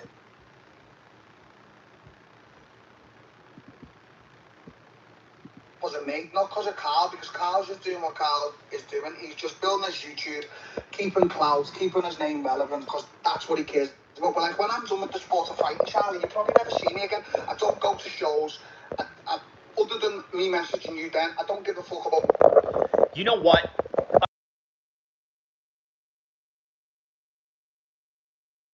I absolutely believe Darren Till. I absolutely believe Darren Till. I believe him. I believe when he says that when he is done with this sport, okay, that he's never going to be seen again. I believe him. I also believe that Carl Froch is the type of guy that cares about clout. He cares about his image. He cares about this, that, and the other. And he cares about reminding you of the fact that he has 80,000 people to watch him in Wembley Stadium. Okay, yeah. So there's a difference in personalities between them. And I believe Darren Till, he's right about that. All right, more on Darren Till. I don't go to shows. Other than me messaging you then, I don't give a fuck about doing interviews. I don't actually really give a fuck. After fighting, when I'm done, whether my name's relevant... Look, I believe him, right? Darren Till is not a very flashy guy. You don't see him with chains, with jewelry, or designer clothes, or anything like that. The most like Darren Till is a type of guy to, let's say, wear Jordans, right? He would wear Jordans, but he would have a normal top. He would have just normal jeans, off-brand jeans, but that's about it. That's the most that he would do. Or he would have off-brand shoes and have, let's say, Ray-Ban sunglasses, or maybe a little expensive that, maybe a Versace sunglass, but then the rest would be just normal. Like, that's Darren Till, right? He's very subtle in the way that he expresses himself, in the way that he also carries his lifestyle as being anti-materialistic. Or not, I'm just a man of very few things. Trust me on that. I won't really give a fuck about that. It's gone quiet because of me. Because what more is there for me to do? I called him out. It's been big. Everyone's chatting about it. Well, this is where I disagree with Darren Till, right? I think what Darren Till needs to do is push the issue on Carl Froch, right? Victor says, you seem to be the same way, Kyrie. Well, you know what? Yeah. You know, I think that's why I like Darren Till, other than the fact that he's a ally of Khamzat, of course. But yeah, I think that me and Darren Till sort of share that same sentiment. You know, like, look, man, I have friends that are rap artists. You know what I mean? Like, let me just say this. They wear chains. I don't get it, right? I don't get why they wear chains. I get why they wear chains. I mean, it's obviously part of the hip-hop image, but their image is to show, like, well, you know, I have wealth, but, you know, a lot of these guys live in the hood. And I'm not saying there's anything wrong with that, but it's like, well, if you live in the hood, why are you buying a chain that is worth $100,000, right? Like, wouldn't that $100,000 at least get you a down payment to a very decent apartment, right? Or, you know, maybe even a loft in downtown Sacramento or something like that. But yeah, you're right. I'm not big on materialism. Like, to me, I look at resources as like, hey, you know what? I'm able to do this. I'm able to do that. I can buy this. I can buy. That's, yeah. And I think Darren Till is in that same trajectory. There's no more ranting and raving I can do on Twitter. I'm not face to face with him. Oh, and I really think Darren Till does need to do a lot to get Carl Froch. Look, he needs to go disrespect him. He needs, and I know that sounds very controversial, but guess what? If you're going to get Carl Froch fired up, you got to get him fired up. And on top of that, I think you can already lure him into the idea that, hey, I'm just an MMA fighter and you are the pure boxer, and that could be the reality of this situation. You know, there's nothing else I can do. I'm just like, I'm at a like crossroads. You either want to fight me, give me a date. I know you said you're gonna. You said you needed 4 weeks, and then you said to DAZN you needed 6 months or a year, kind of. Okay, so when Carl Froch said that he only needs 4 weeks, that's just him bluffing.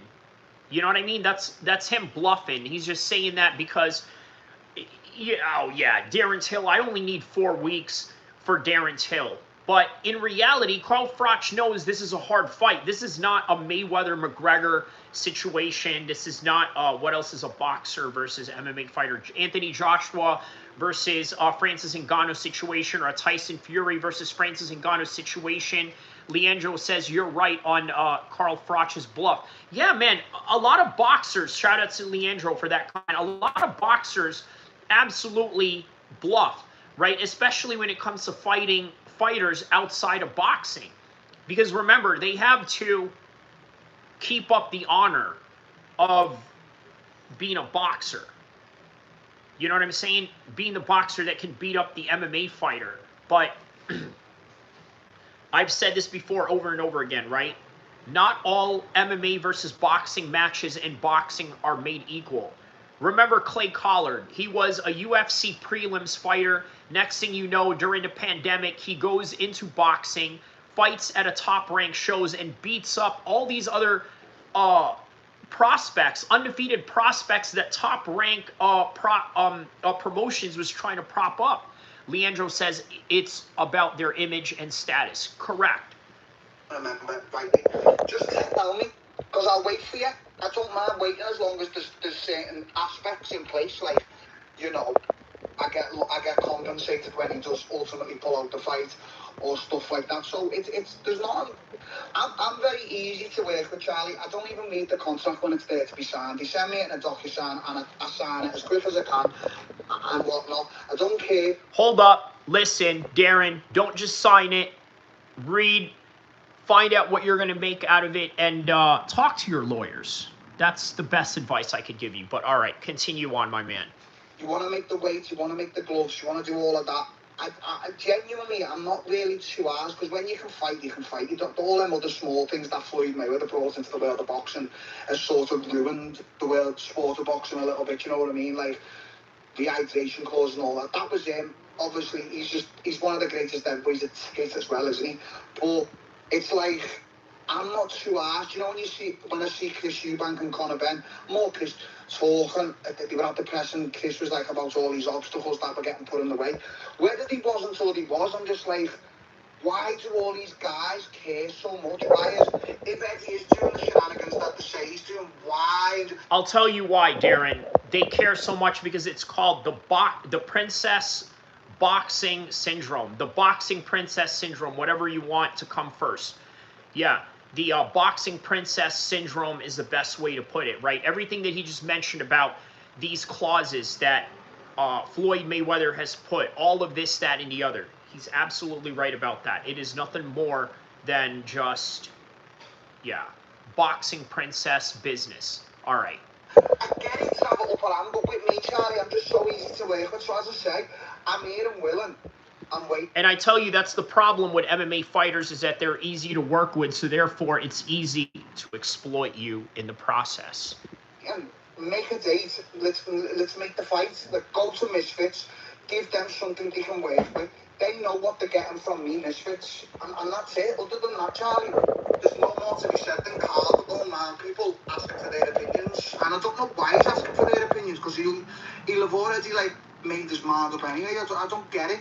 But as as I say, I don't know Carl. What does he mean by when Carl Froch is asking for other people's opinions? Let me know in the comment section below. Person, I think he's a bit of a belated. Victor says, I heard that Till kept trying to change the weight for the Luke Rockhold fight. So in other words, he was playing boxing princess rules in which he hates so much he's actually engaged in it himself. Interesting. Okay. If I'm honest, a bit of a tithead, but other than that... He said he's a bit of a tithead. See, these slangs that these, you know, UK guys come up with. You know, you're a sausage. Use a proper sausage, mate. Imagine American dudes, like, dissing each other in the hood, right? Hey, bro, you a mother effing sausage. Right? Like, it doesn't sound right. Like, especially in American hood culture. It doesn't... Even with, like, normal, you know, white people, right? Like, hey, man, you're a sausage. F you, you freaking sausage. Right? Like, it doesn't even sound right in white American voice. But anyways. You get a bit sick of waiting around. Because obviously the last time we spoke... I don't know, and it's frustrating. I don't know, and he's, you know, he's asking Bellew these stupid questions, and Bellew... He's asking Bellew these stupid questions. And, of course, Bellew and Carl Froch are going to sit there and... play Tweedledee, Tweedledum with each other, right? You know what I mean? Like, bouncing each other back and forth. Like, oh, yeah, mate, you know, Darren Till. You know, there's no way Darren Till is gonna beat you. There's no way, lad. You know, even though he's a scouser, like myself, I'm still gonna go with the boxer. That's what that's what, yeah, that's what Tony Bellew would say. Trying to stay neutral. You know, me and Bellew are friends. I like Bellew, but Bellew's also like, you know, will the boxing Carl would turn him over? No, he wouldn't. No, he wouldn't. He wouldn't. He wouldn't. He wouldn't. He wouldn't. Let's just get that out of our heads right now. He wouldn't. He wouldn't at all. No, he would not. Like, no. That needs to just go straight away. But it's like, it's just... At this point, it's just every day I just see an interview, and it's him interviewing someone, and it's their opinion, and every time they give an opinion of me, and they're dismissing me a little bit, and I'm just like, yeah, well, fuck you as well. Don't be dismissing me. So it's just like, it's basically just like that to everyone in the boxing world right now. Yeah, fuck you. Fuck every single one of you. Yes! Then that's what I think of you. That, exactly that. So just keep doing your interviews and keep lining me up. Keep doing it, Carl. And it's like, oh, Till can't be sat down with. Why would I want to sit down with you? Why would I want to sit down with James the Girl? Why would I want to sit down with Nick Diaz? Why would I want to sit down with any of you? You either want to fight or you don't. So fuck you. That's what I'm on. So fuck yous. That's what I'm on, lad. We either gonna fight or not. So it's all this, oh, we couldn't sit down with Till. What do you want to sit down for? Let the promoters do their job and check who's got the bigger dick in the bathroom stall, yeah? And then let us fight. That's what I'm on. That's exactly what I'm on. If for anyone who's confused what I'm on that. That's what I'm on.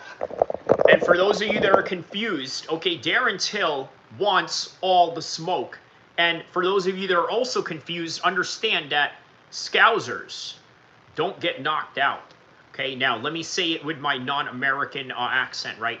Scousers don't get knocked out, lad. I'm here to make a shitload of money and knock people out because I love knocking people. And knocking people out. Knocking people out. And right now, I love making money.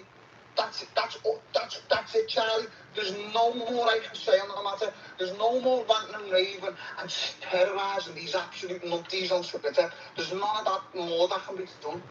Do you get what I'm saying, mate? I do. Let me just ask you this then. The last time we spoke, it was meant to be Dubai in December, right? And it was definitely that you were having a fight before the year's out now. Obviously, there was other opponents which we can briefly mention, etc. But are you kind of in the position now, from what you're hearing from management, that you're kind of happy to fuck that off, the thought of fighting this year, tick over, stay ready, and like what needs to be done now? This is what I'm...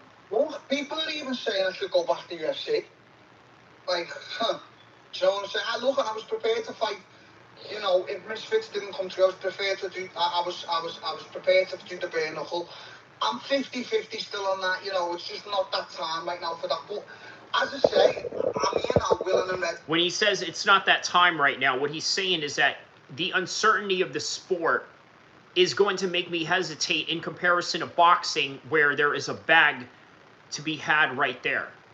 I've done me things that I needed to do after my fight. I had everything scheduled in. Life's going pretty great, to be totally honest with you. Life is really great. Do you know what I mean? There's nothing stopping me from doing what I need to do. Each fight and each camp, and I just stay in the gym, I'll get better and better. I'll learn more. I'll stay just educating myself, because I see this is so serious. That's why when like you sort of get dismissed a little bit, he's interviewing all these boxers, and look, taking it on away from the people he's interviewed, they're all obviously amazing, all were amazing boxers, but at this point I'm just like, yeah, fuck yous all, and fuck yous all of his opinions, like, and it's all making a Dave Allen interview. Yeah, again, people were like, yeah, look, Dave just gave him his opinion, which I love. Just, do you know what I'm saying? Look, it was brilliant. I've always liked Dave, and I've always thought he's just one of them. I think he's one of them. He needs to make a lot of money from you know, he seems like just a normal, average guy. I liked it. But again, I like the interviews when people are like, yeah, Carl, you know, you'll do Darren and stuff like that. But again, it's just, you know, going around the houses, asking people his opinions, wanting to keep relevant. I don't know whether he needs money or he doesn't. Again, I don't know anything about the guy, honestly. Yeah, so at this point, Darren Till doesn't care if this guy needs money or if he's doing it for clout. He just wants to fight Carl Froch, I think, to settle a beef, but also to prove a point. And what point is that? Maybe to prove the point that he does belong in the boxing world, even if Carl Froch is a little bit older. But still, Darren is dismissing his skills at that age, but is also willing to take the credit if he was to beat him afterwards, right? So, sounds like a Jake Paul bid to me. I don't know. I couldn't say no more. There's no more for me to do or say and all this. You know, I seen him and Tony were chatting, and Tony's like, you know, Darren's misunderstood. Yeah, maybe I am, maybe I'm not, you know, you can sit down, Darren. I don't want to sit down. What do you sit down for? I'm going to fight. Let's sell the fight. He said Darren is misunderstood, just like Carl Froch is misunderstood, just like Patty is misunderstood, just like Molly McCann is misunderstood. What do all these names have in common that I just mentioned? They're all misunderstood because of their accent. Mate, I don't understand what you're saying. I just sell the fight by being me. And yeah, you don't need to do that. Yeah. No, because I don't sell the fight by orchestrating that. I'm just me. And what you get with me is just real. It's all real. It's not fake. I go off energy. You're nice to me, I'm nice to you. But most of the time, I'm just going to be a cunt with all the boxers, especially the egos. So, you know, yeah, maybe I am misunderstood, but I don't need to sit down and all backstreet phone calls. Yeah, we'll do this, we'll do that. Because I'll just do me. And as I said then, that to everyone, I'm here to do what I'm here to do. And I couldn't give a fuck if I bumped into John Fury and the family in the street now, because it's on them what they want to do. They're more asked about me than I'm asked about them. So if they want it, I'll have it with every fucking single one of them in the street, and I'll get my head completely smashed in. He said that he's willing to get smashed and jumped by the Fury family. Think I'm asked? Do I actually look that asked? I'm not asked in the slightest, Charlie, and I'm not prepared to sit down with anyone. I'll let me manager and my coach and the promoters do their job. The promoters can check who's got the bigger dick, because that's what they like to do, because they're all phony punch, yeah? And I'm just going to train and fight. Is that not enough? Never sue the... All right, so simple enough for Darren Till, right? He just wants to fight. He doesn't really care about all of this, that, and the other. And that's all that he really cares about here is the fight, right? All right. If you want to watch the rest of that, check out, what is this... Stomping Ground. Obviously, this was 3 days ago, just right before the David Allen and the Arslan Makhmudov fight. Also on that same weekend was Charles Oliveira versus Gamrot. So yeah, if you want to check out the rest of that, yeah, go ahead and check it out.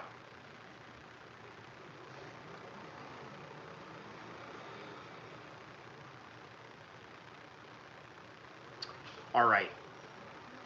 We're back. All right. We'll continue on. Let's hear the rest of what he says here. Yeah. So that portion right there, I'm going to cut and you know, and what do you call it? Cut into a video. So, inshallah. So now, when you're speaking to Lee, when you're speaking to Deck, when conversations are going on with Mams Taylor, Callis Howland, etc., if this Carl Froch thing isn't something that materialises in the next couple of weeks, we've seen Masvidal tease a return. I know there was a period that you were talking about Andrew Tate. We don't know how realistic that is. Are there other names in the back of your mind that are G'ing you up? No, I'm just genuinely like G'd up. Like at this point, Charlie, like at this point, I don't know, like I can give you a name. You know, I did want to fight before the end of the year. If that's looking realistic or not, I don't know. You know, I'm at full health now. I feel great. I've just checked my weight this morning because I want to go in for testing next week. My weight's hasn't really shot up too much. Usually it does quite shoot up. So as I say, everything's perfect for me. And as I said, I'm willing and ready. And it's just a big fuck you to the whole boxing world. Whether I get completely knocked out or not, it's just a big fuck you. So there you go, mate. That's it in a nutshell. That's just it. Say what comes to mind. So I got to be honest with you, right? I like the mindset where Darren Till is at right now, right? Let me explain why I like the mindset of where Darren Till is at, right? The mindset that he's at right now, he believes that, you know what? What did my man here say? Is this guy I tell you what, bro.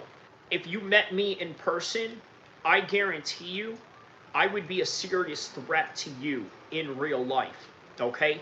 I would be a serious threat to you in real life. I would be a nightmare for you. Okay? If I wanted to make your life an absolute living hell, I would absolutely do that. Okay? If 5'7", I'm 6 feet, you idiot. What are you talking about? What are you talking about? Like, you can actually tell how tall somebody is from a stat. Look, let me put this in perspective, okay?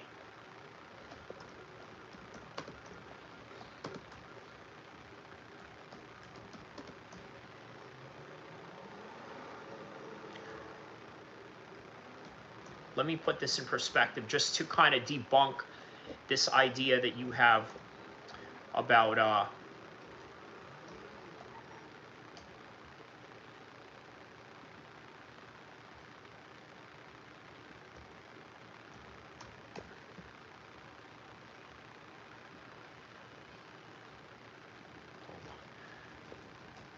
I'm gonna pull up my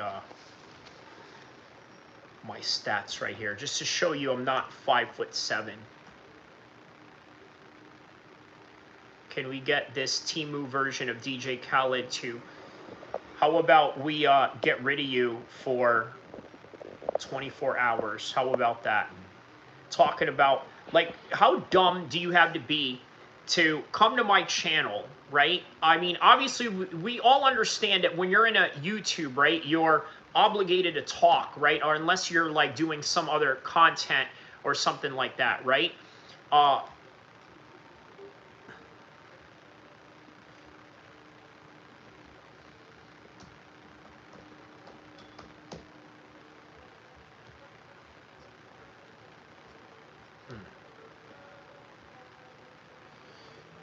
He says, you can't hang with the Congo.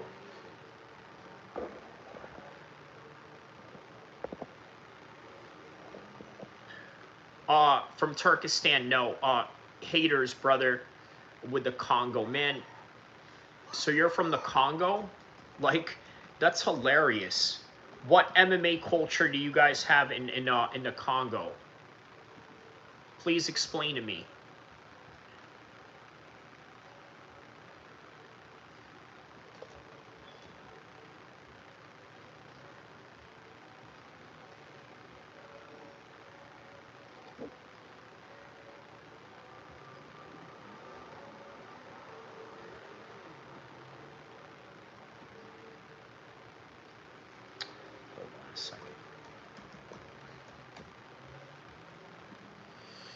says, I wrestle lions for a living. You wrestle like, okay, how about this?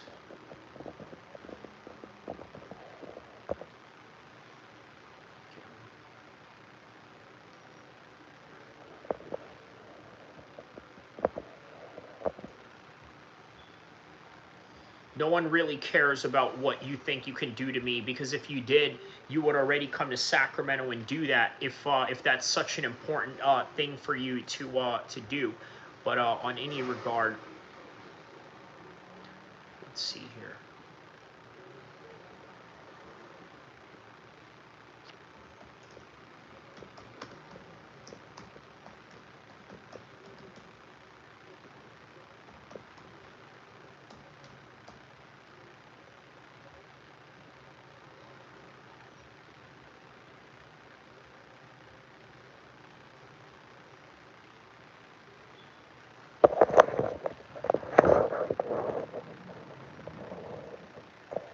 So, how's the weather? The weather's good. So explain this to me, right here. Okay? So, there goes your 5'7" theory that you're talking about. And by the way, yeah. Anyways, so I hope that proved your so-called theory of 5'7" and whatnot, but all right.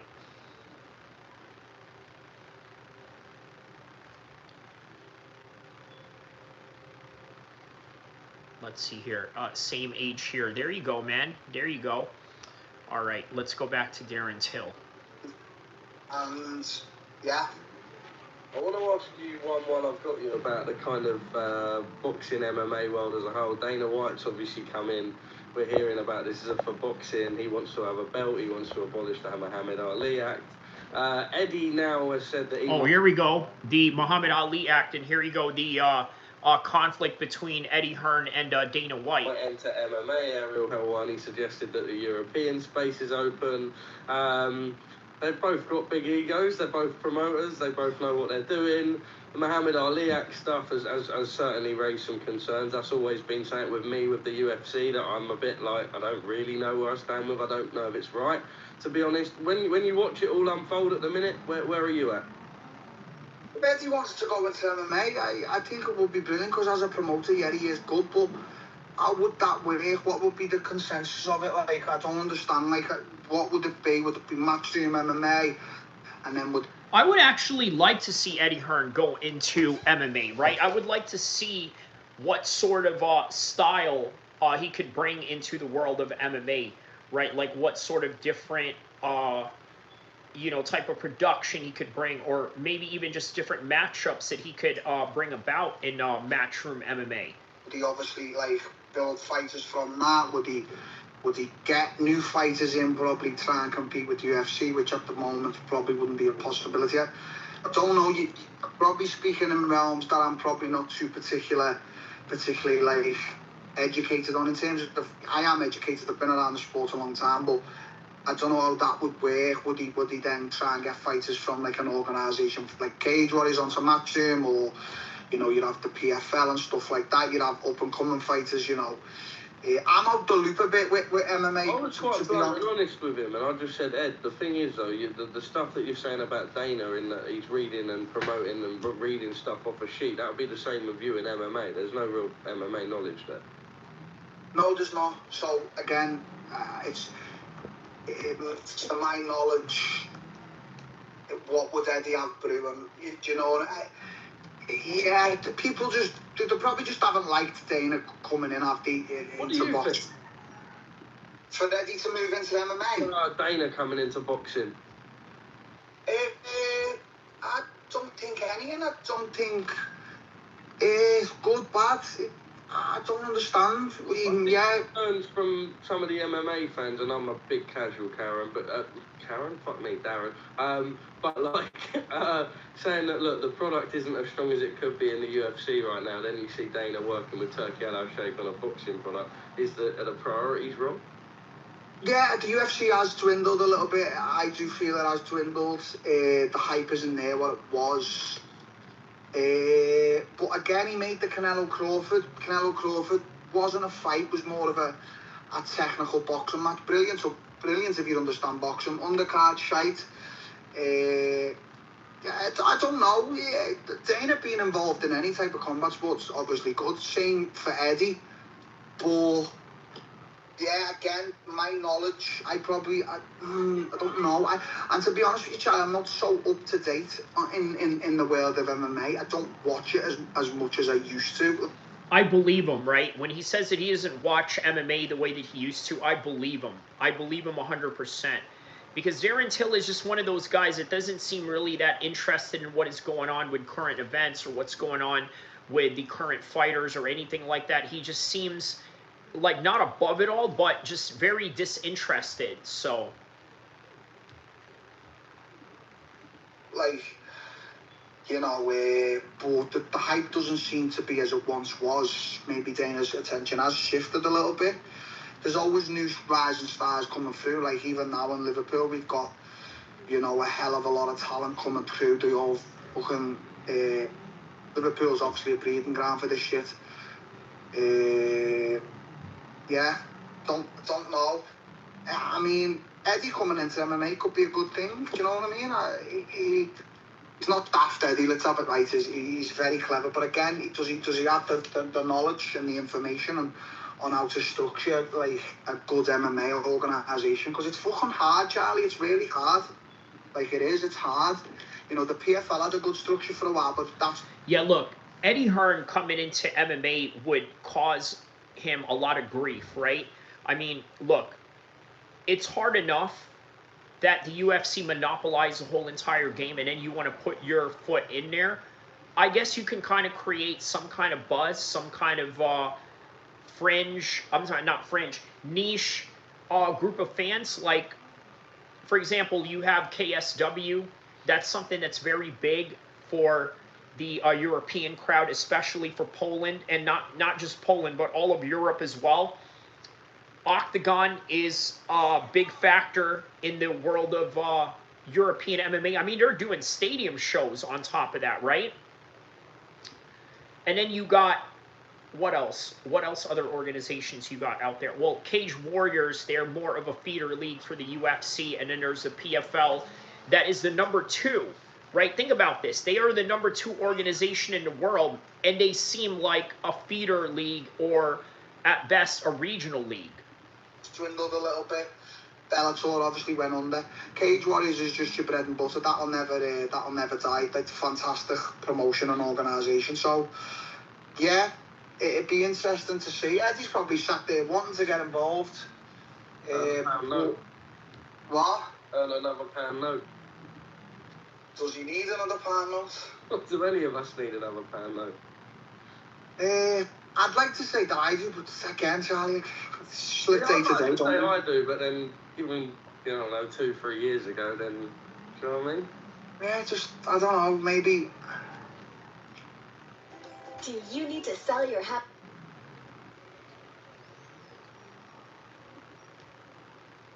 It's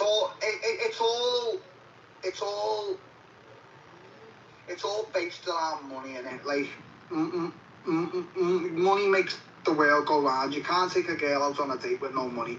You can't hydrate yourself without no money, obviously, etc. So everything that we speak about and everything to do with something it's all about money. Whether we do something passionately for love and stuff like that, there's still a concept of money in the back of your brain while doing it. So it's all about money, no matter what anyone says, and it's never enough. So for some people, money is their god, and for other people, it's just a way to get by. I'd like to say that money's probably just a way to get by for me. Definitely isn't me. There you go. I like that idea, right? I've always liked that idea, where, money is just a way to get by. It's not really anything to, yeah. I understand what he means by that. God, by God, do I love it? Yes. So, yeah. Quickly, BKFC, worked with them a little bit on the whole James DeGale fight. I watched it, I wasn't massively impressed. It was just a bit meh. And then obviously Mike Perry fought as well. Just your thoughts.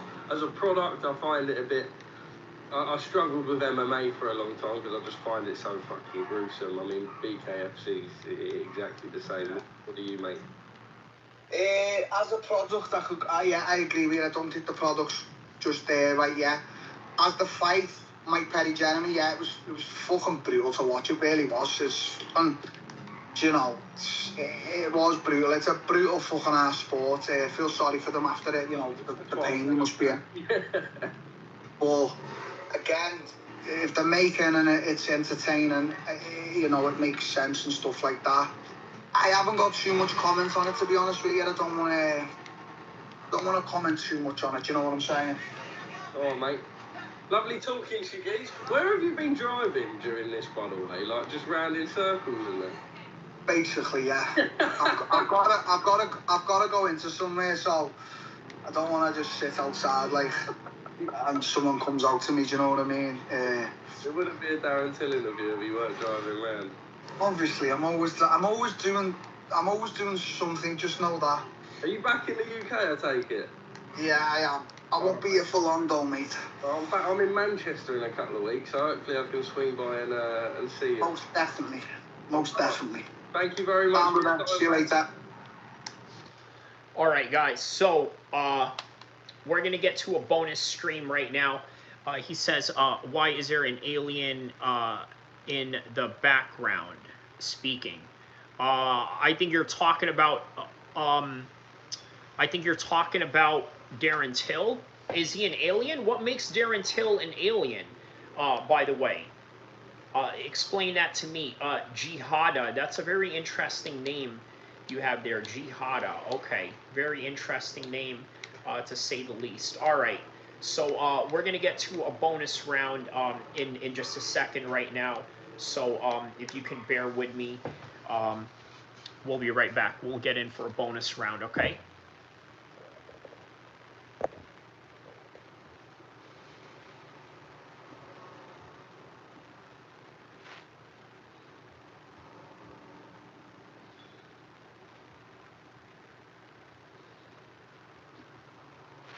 CalPERS provides a perspective and an opportunity for other team members to learn about different cultures and seeing how different perspectives can come together in joining this organization.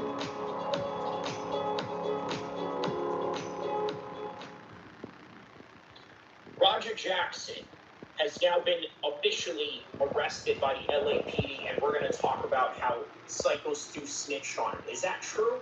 We're going to find out. So here's a couple of things that you guys need to understand about this particular story at hand, right?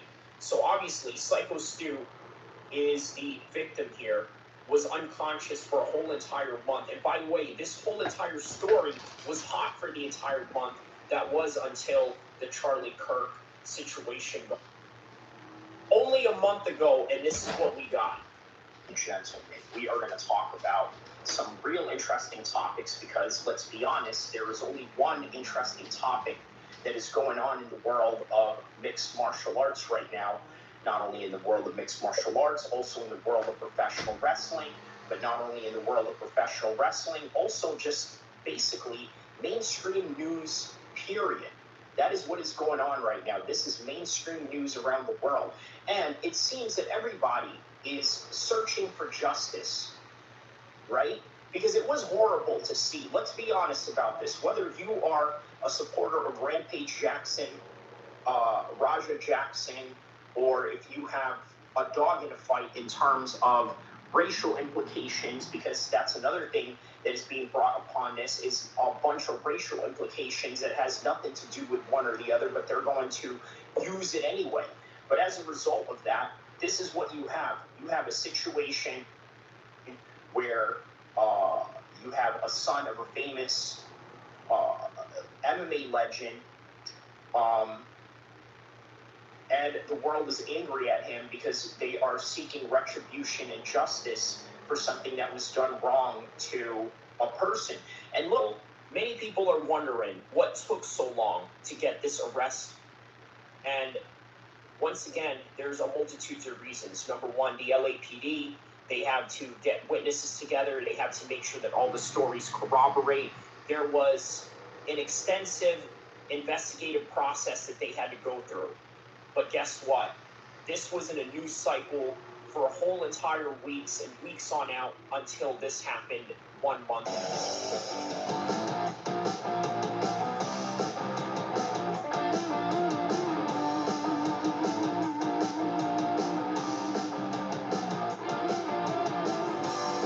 Social media, as I'm sure yours has been dominated with videos of people weighing in and sharing their feelings, their opinions about Charlie Kirk. And it has been a wide range, I tell you, of opinions, varying from people defending Charlie Kirk's image, defending every single thing that he said, to people downright celebrating his death and calling him a racist. So I figured I'd do a video on it.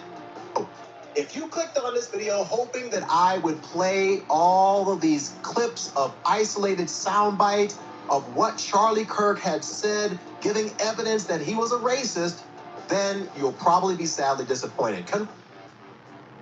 So 1 month later, here we are, back at it again, where he is back in the news cycle, but this time actually getting arrested, which, by the way, is what many people wished for, which once again had a lot of racial implications behind it. Now look, let's get real, okay? Stu nor Roger Jackson are racist. We all understand that, right? There's no racism in their bone, in their body, or anything like that.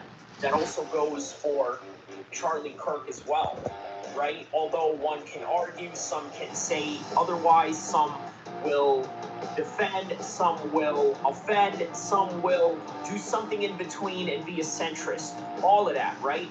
But the fact remains is a couple of things. Roger Jackson is now finally getting arrested, and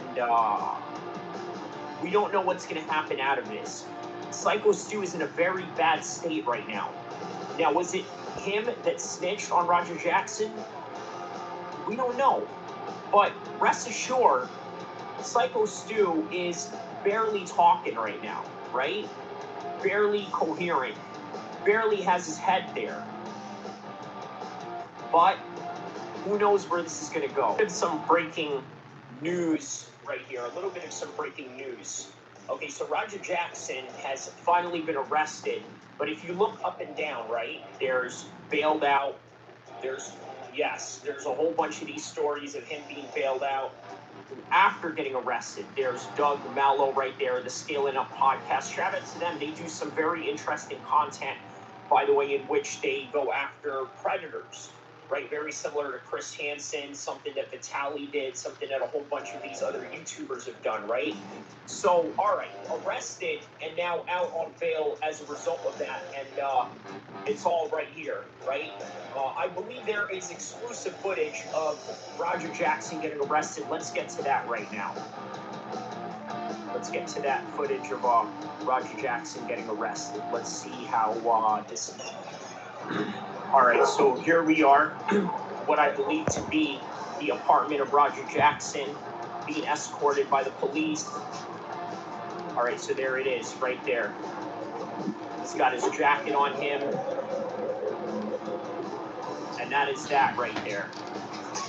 Check out this part. Check out this part right here where he notices someone is recording him. Now, if there's one thing I can say about Los Angeles, it is far removed from the days of Notorious B.I.G. being slain. If you remember when Notorious B.I.G. got hit up in 1997 in L.A., there was literally no footage of that crime happening at all. So they didn't know who was what, who did what, and who was where when this happened or that happened. They couldn't corroborate anything. They couldn't put any pieces together. Well, now we live in a world where England is not the only country anymore that has all these CCTVs, okay, surrounding their city, right? It is now LA, it is now New York, it is now everywhere else where all of these footages can be seen, right? You walk down the street, people see it. There's ring cameras all over the place, as you see with the Charlie Kirk shooter and all of those things happening. Yeah, man, these are the realities of the world that we live in today, so you can't just get away with crimes the way that you used to back in the days. And unfortunately, this is a reality of Roger Jackson right now. It was all on video, but it took them a while to arrest him, and they just wanted to make sure that their ducks were in a row. So let's see what happens from here on. Reporting from sunny California, I'm out. All right, guys. Welcome to the bonus stream, okay? So we're going to talk about just randomly anything right now, right? Anything that comes to mind, we're going to talk about it. We're just going to talk about randomly anything. So that's pretty much how this is going to go. Okay, so let's see here. What is going on right now? Let's see here. Okay. You know what I'll do? Here's what I'll do. I'll get a training session in. How about that? That's what I'll do right now. I'll do. You know what I'll do? Here's what I'll do some 12 round. Yeah, I'll do 12 rounds of boxing right now. That's what I'll do. That's what I will do for this training session right now. So let's see here. Is this 2 hours already? 2 hours and 37 minutes. Okay. All right. Let's see here. Just saw this. Thanks, bro. Much appreciated. Okay. It says, how often are you training per week? I'm heading to practice right now. How often am I training per week? I would say 4 to 5, right? Depending on how like if I need rest, I'll probably do less than that. You know, here's the thing, right? One of the biggest things that like a lot of people forget is recovery, right? I think sometimes, yeah, he's saying nice. So you're still really involved. Yeah, man. You know, I mean, look, you could tell when somebody hasn't trained in a while, right? Like you could tell just how rusty they look or how out of place they are, how off balance they are in comparison to when they were really training full time. Like, yeah, you can tell if somebody is really, you know, in on it or not. But yeah, that, you know what, that's what I'll do. I'll get a little training session right now, because look, you can tell it's a part of my life, right? Like obviously, during today, there were probably missed opportunities that I had for training, you know, for several reasons, whether that would be, work-related stuff or just running errands in the morning or just live streaming right now, right? So then there's that missed opportunity. So then I'm like, okay, well, I'm on live stream right now. You know, why not, get a training session? And he says, I've seen you so the gym stuff, but I don't know if you were still training with other guys. Yeah, I have guys come and train, in my garage, or I would go to, different gyms in, right, two birds, correct. Yeah, I would go to different gyms around Sacramento. Obviously, Sacramento has a lot of boxing gyms, a lot of MMA gyms, a lot of jiu-jitsu places. So, there's, plenty of places that I can, go to and train at. Some of these gyms, friends of mine own. Some of them are just random people that I don't know, or some people that are just, let's say, having open mats. I would go there for that. Or, yeah, I just try to, keep an opportunity to, train as much as I can. And also, more importantly, aside from training at the gym and also training by yourself, also, getting time to train with other guys as well. Surprisingly enough, I've had some trouble trying to get guys to train in, to train on a live stream, but that's a factor of different reasons.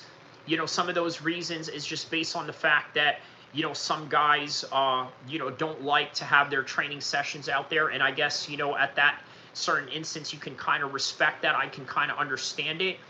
And then there are some guys out there that just, they don't like being on camera, or they're shy being on camera. So you know, getting fighters and other people that train to, you know, train on, you know, online with you, at least in a live stream setting is, you know, is rather difficult. I mean, not difficult, but, you know, it's just, I haven't found a lot of people that are, you know, highly enthusiastic about it, at least not within my area. But, you know, inshallah, I hope I can, you know, convince someone or at least get someone to, you know, come train with me, just so you guys can see the full extent of what it is that I do. Obviously, I show portions of it, but, you know, I don't show you everything. And, you know, and part of that is because, you know, there's just people out there that are not, you know, down for it for one reason or other, which is okay.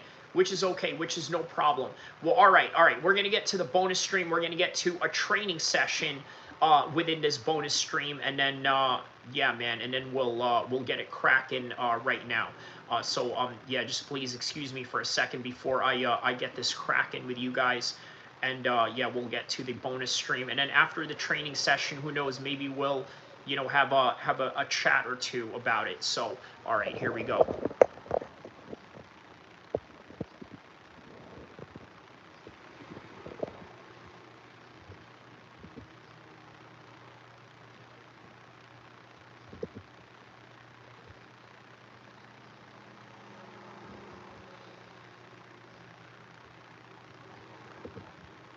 Can't believe it. Alex Pereira is now the undisputed 205 champion once again.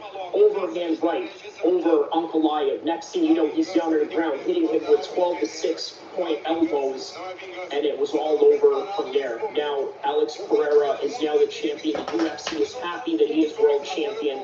And to be quite honest with you, I am not happy that he is world champion, because I'm going to be honest with you, I had a lot of biasness going into this fight due to the fact that I love Ankalaev for the most obvious reasons that I don't need to go into. But on any regard, it is combat sports by the end of the day. Anybody can win at any given time, and it is just a reality of the situation. Let's hear what he has to say to Joe Rogan right now real quick before we continue on. Você foi pra cima, isso te surpreendeu?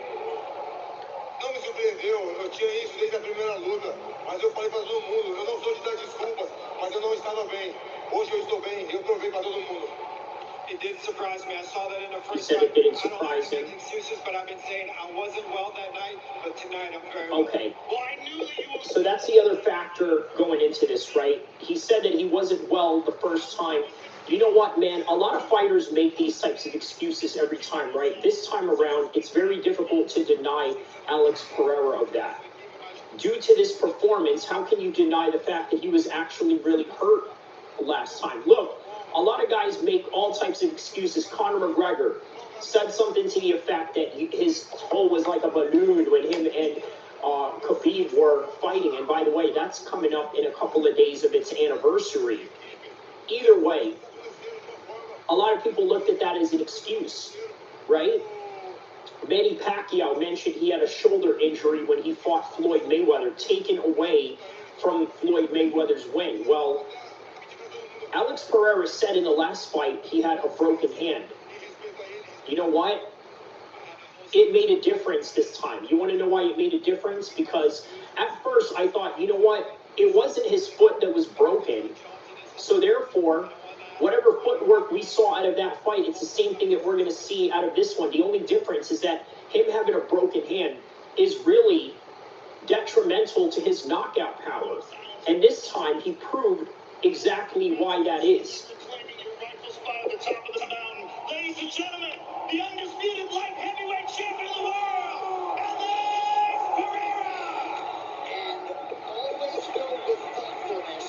and there it is, right? So I just wanted to play that right now live in the moment as it happens to give you guys a glimpse of what is going on right now, the thrill, the agony, and defeat. This is all that I really have to say about that, right? We could talk about the kicks and the punches all day. We could talk about the speculations of whether he was really injured or whether he wasn't.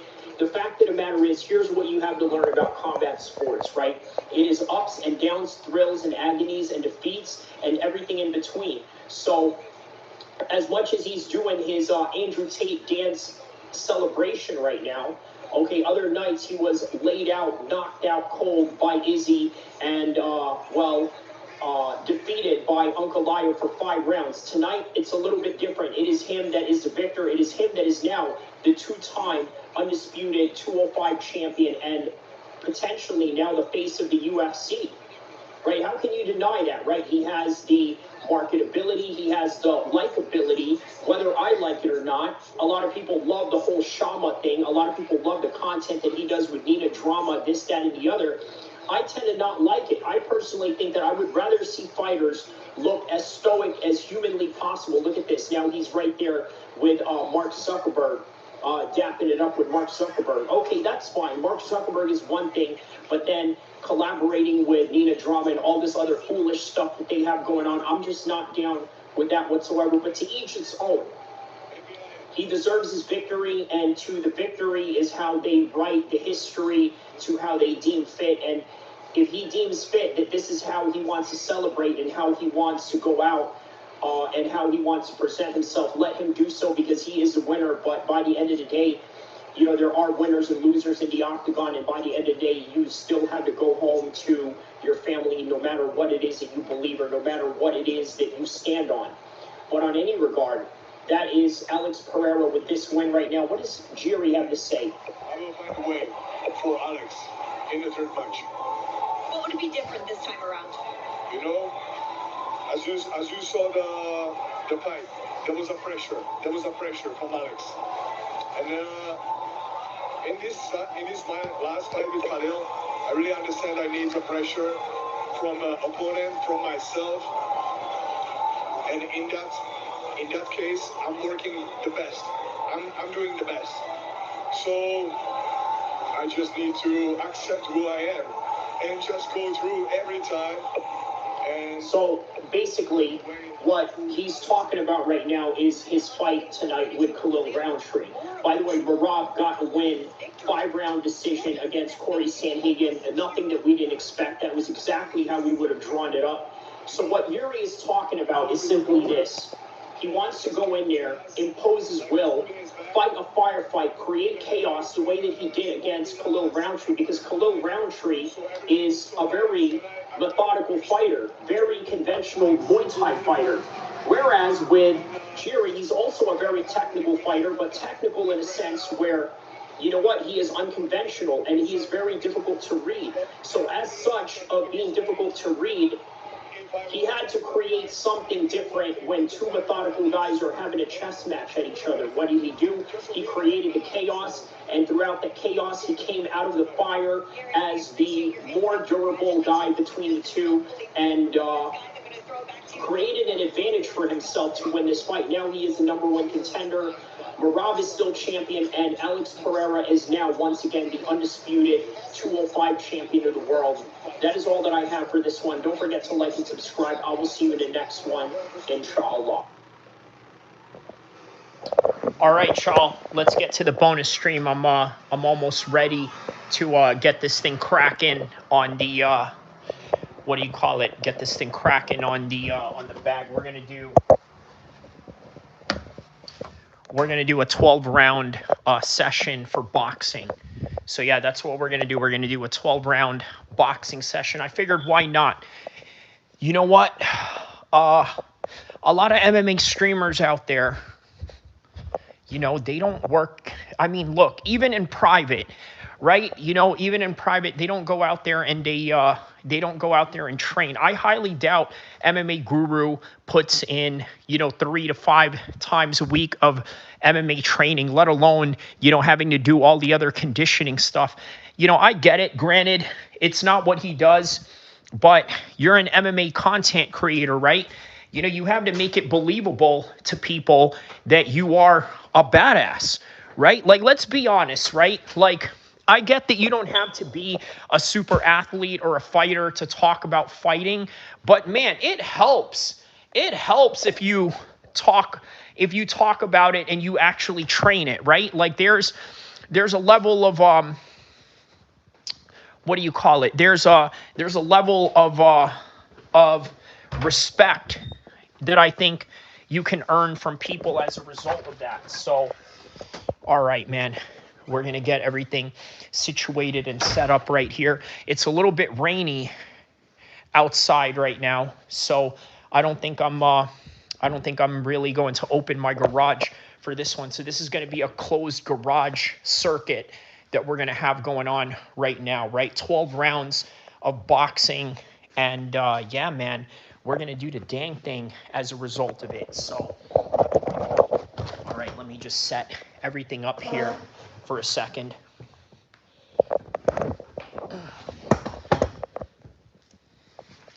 And then I will be on camera as soon as I have everything set up right here. All right, 12 rounds, by the way. Okay, we're going to do 12 straight rounds.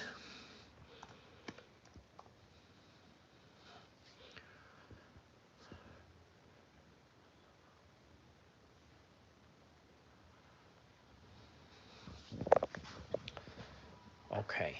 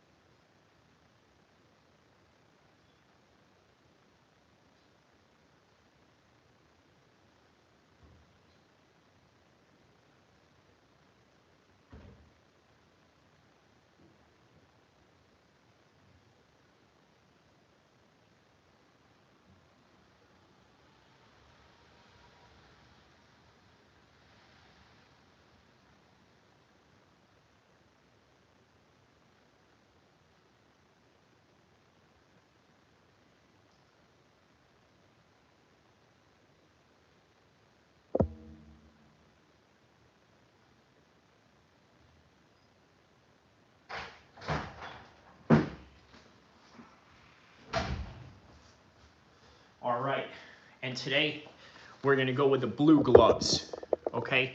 We're going to go with the blue gloves today.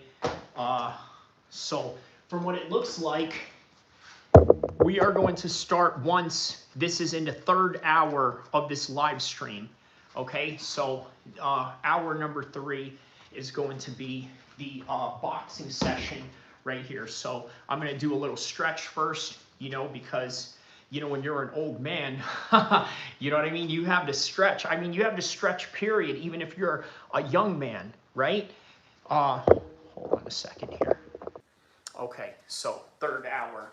Let me put this on the time scale.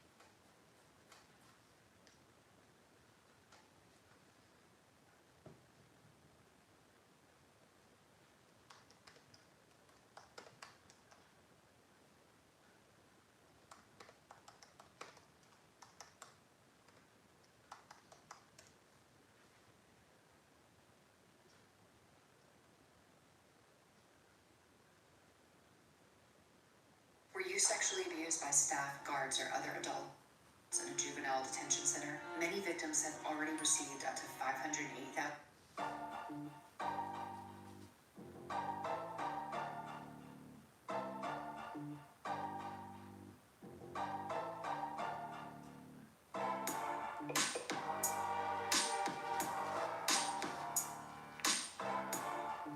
All right. 4 minutes. We're going to start.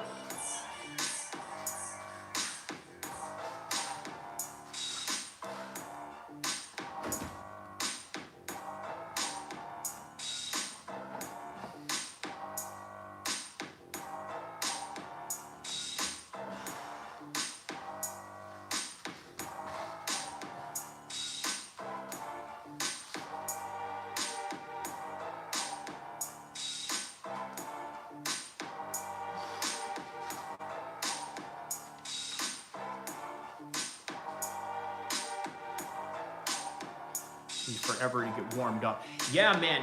Sometimes, you know what I mean? It should take you forever. You guys like some of the beat I got going on? It's a little West Coast flavor up in here. Yeah, it should take forever for you to stretch, man, because, you know, the older that you get, the only way to really maintain that performance is stretching, right? You know, that's the only thing. He says, yeehaw, Connor mocking Cerrone. Yeehaw! Yes. Yes, that's right, man. So 12 rounds of boxing in 3 minutes, right? Just getting a little warmed up right now. But yeah, we're going to get 12 rounds in. Boxing only. No kicking. No kicking. Yeah, no kicking or anything like that. Just straight boxing. So...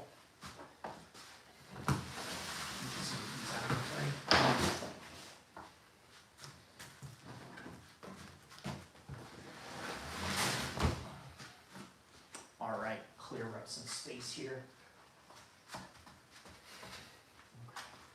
All right, beat on.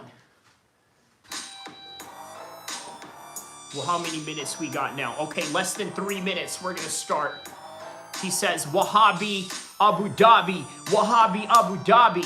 Reg 305 says, hello, hello. Shout out to all of y'all, man.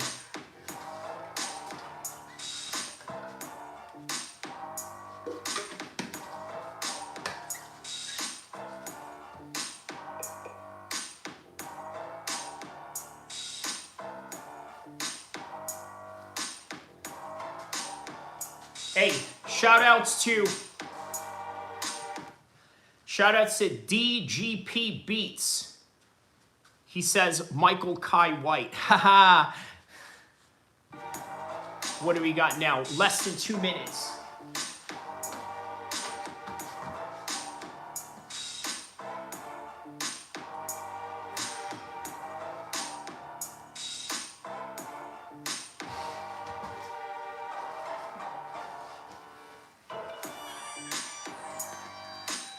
Okay, 60 seconds. 60 seconds out.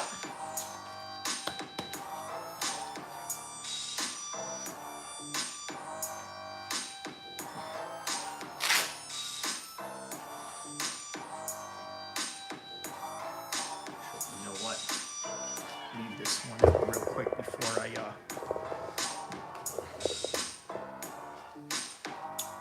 Okay, 30 seconds.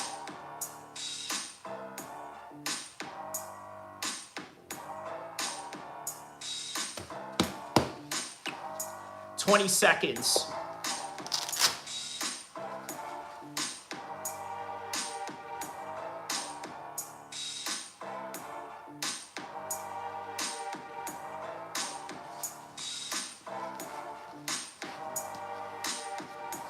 Five, 4, 3, 2, round one.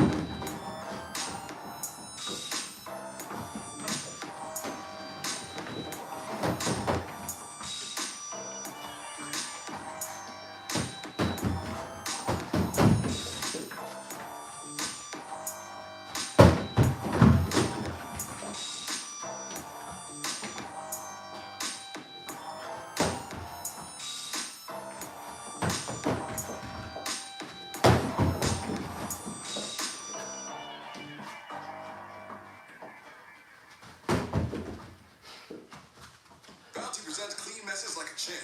In the ring corner, we have Bounty. In the other corner, the next leading brand. Bounty delivered a 1-2 punch and sucked up the spill quicker. That's because it's 2 times more absorbent than the next leading brand. Bounty, the quicker picker up.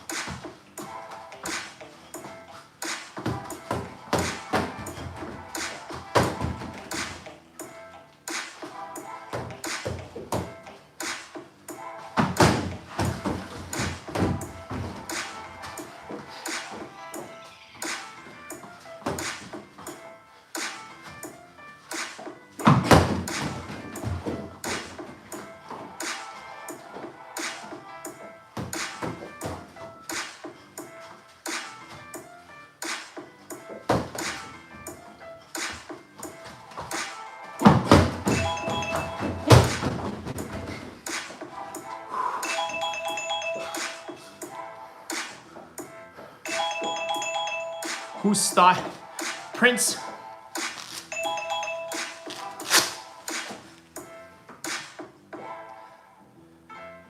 I'm gonna say Prince Nassim. Round 2. Here we go.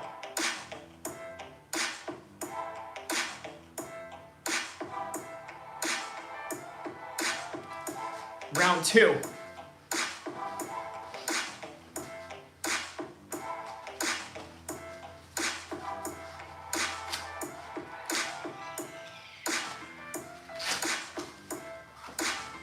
Round 2.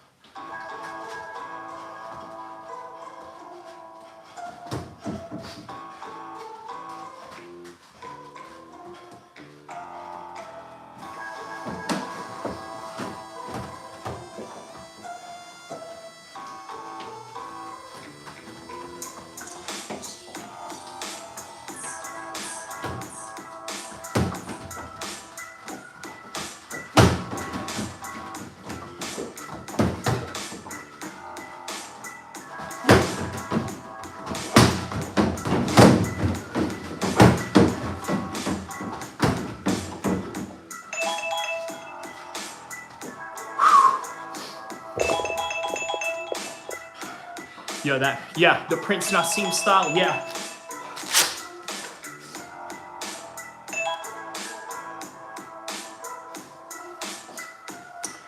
Prince Nassim made me want to be a British Arab like Zayn, bro. You know what I mean? I was feeling his swag and all that.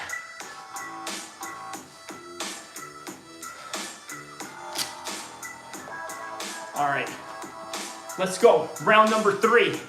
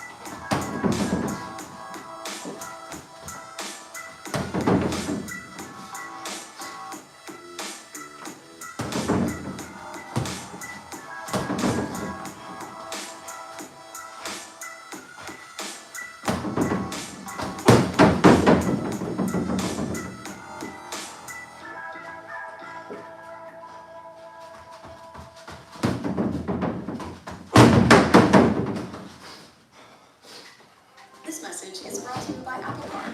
Get 3% daily cash back when you buy an iPhone with your Apple Card at Apple. Subject to credit approval. Apple Card issued by Goldman Sachs Bank USA, Salt Lake City branch. Terms and more at applecard.com. Pause on whatever you're listening to and play on your next adventure. This fall, get double points on every qualified stay. Life's a trip. Make the most of it at Best Western. Visit All right, bestwestern.com for complete round number 4 coming up.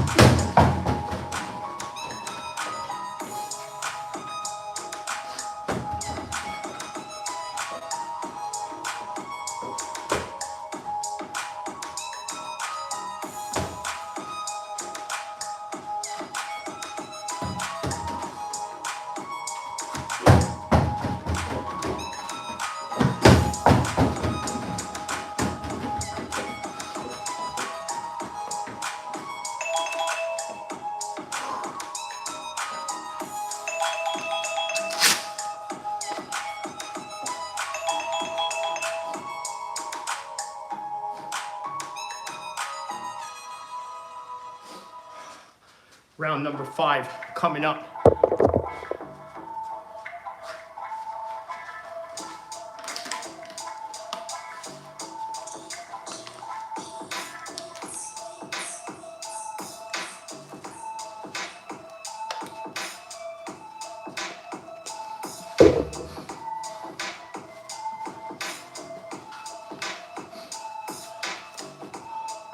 Five.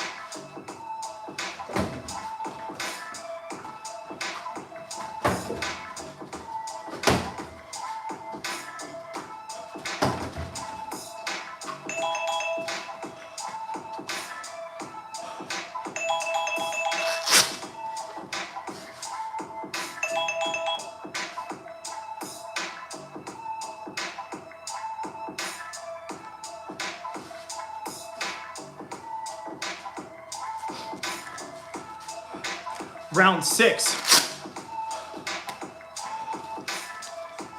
Round 6 coming up.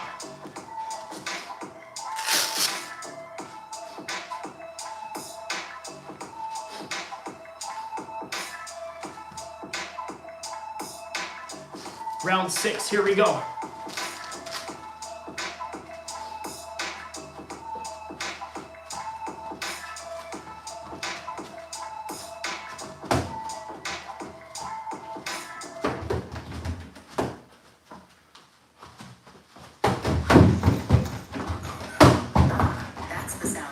Who's misplaced debit card. Their debit card. Not the gas pump, or the checkout counter, or the roof of your car. Now, if he has the Chase mobile app, he can use card lock. Wait, I can just lock my card. Yeah, just a few tippy taps on his phone, and that sound, that's peace of mind from Chase. Chase mobile app is available for select mobile devices. Message and data rates may apply.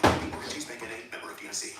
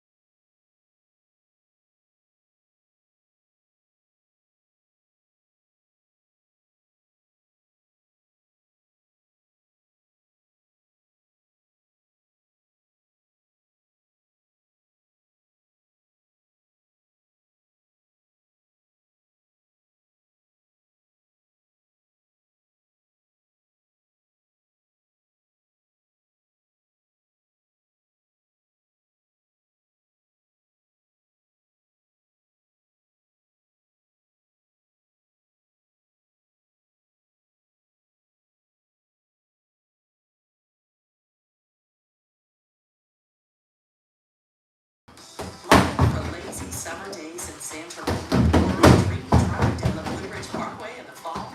What about a spring stroll through stunning cherry blossoms in Kyoto, or a winter ski trip to the snowy slopes of Jackson Hole? With the protection of an annual plan from Allianz Travel Insurance, you can be ready to go just about anywhere all year round, whenever wanderlust strikes.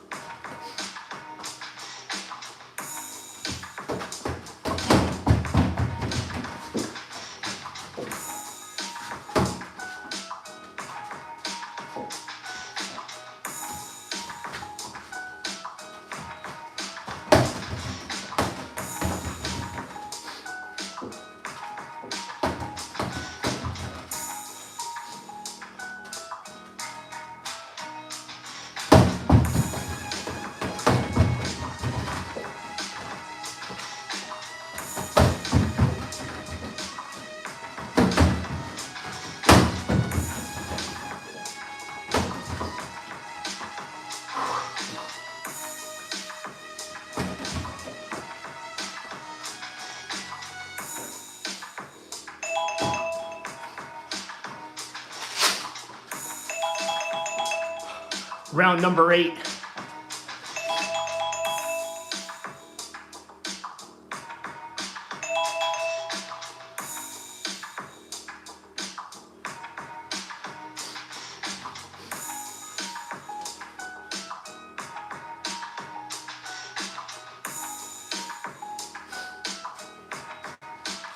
Round 8.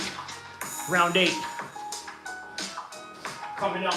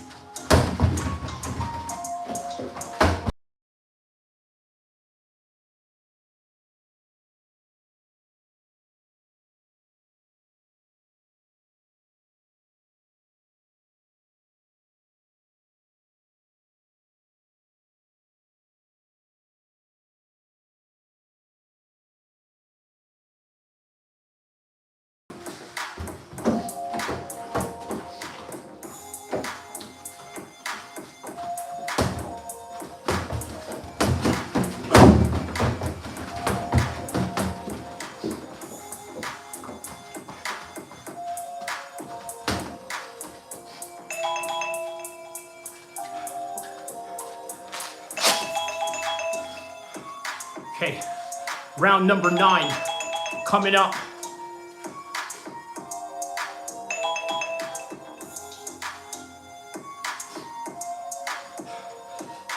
Sounds of the West Coast. Shout outs to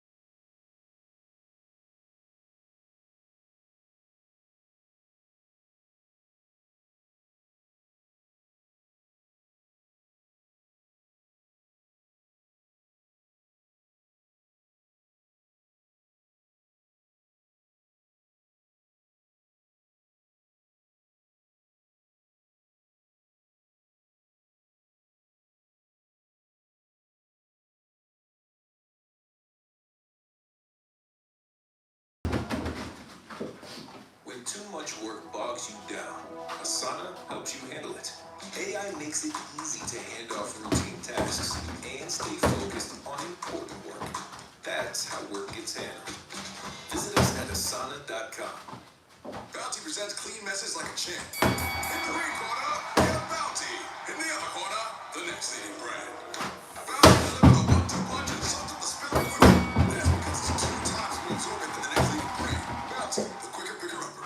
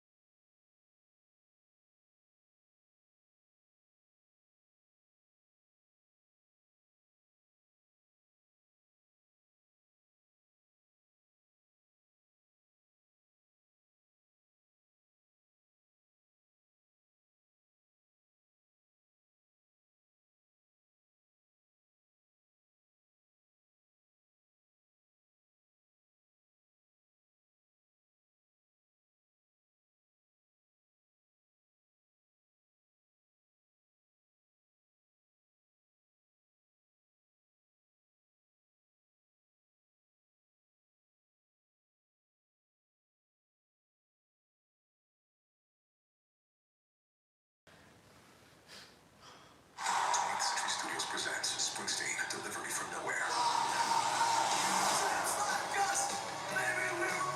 Discover the movie that's being called the All right, film of the year. round 11 coming up. Don't miss this week's featured flooring deals at Round 11. now through October 16th.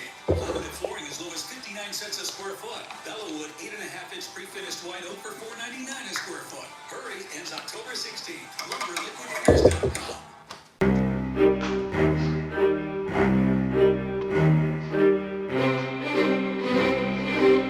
I like this beat. Round 11. Here we go. Championship rounds.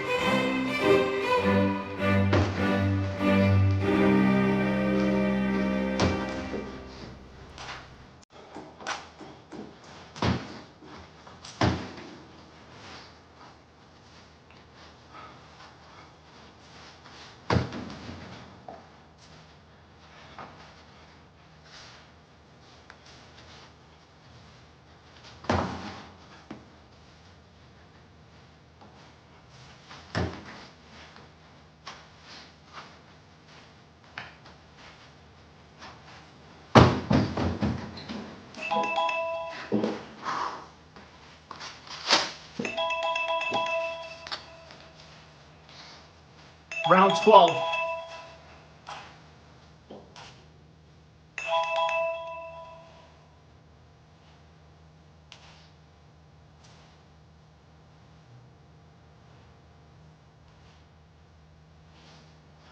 All right, final round.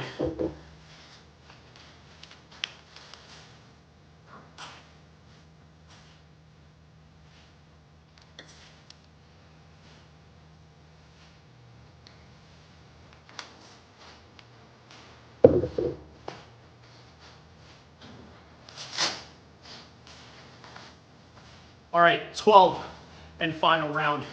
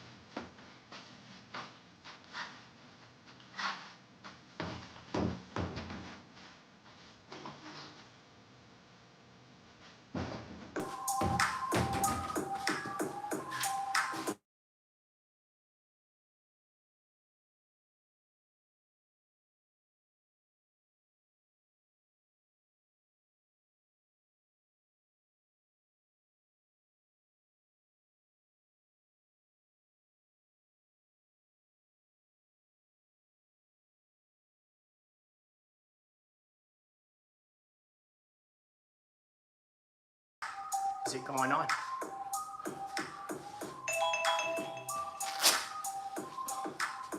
All right.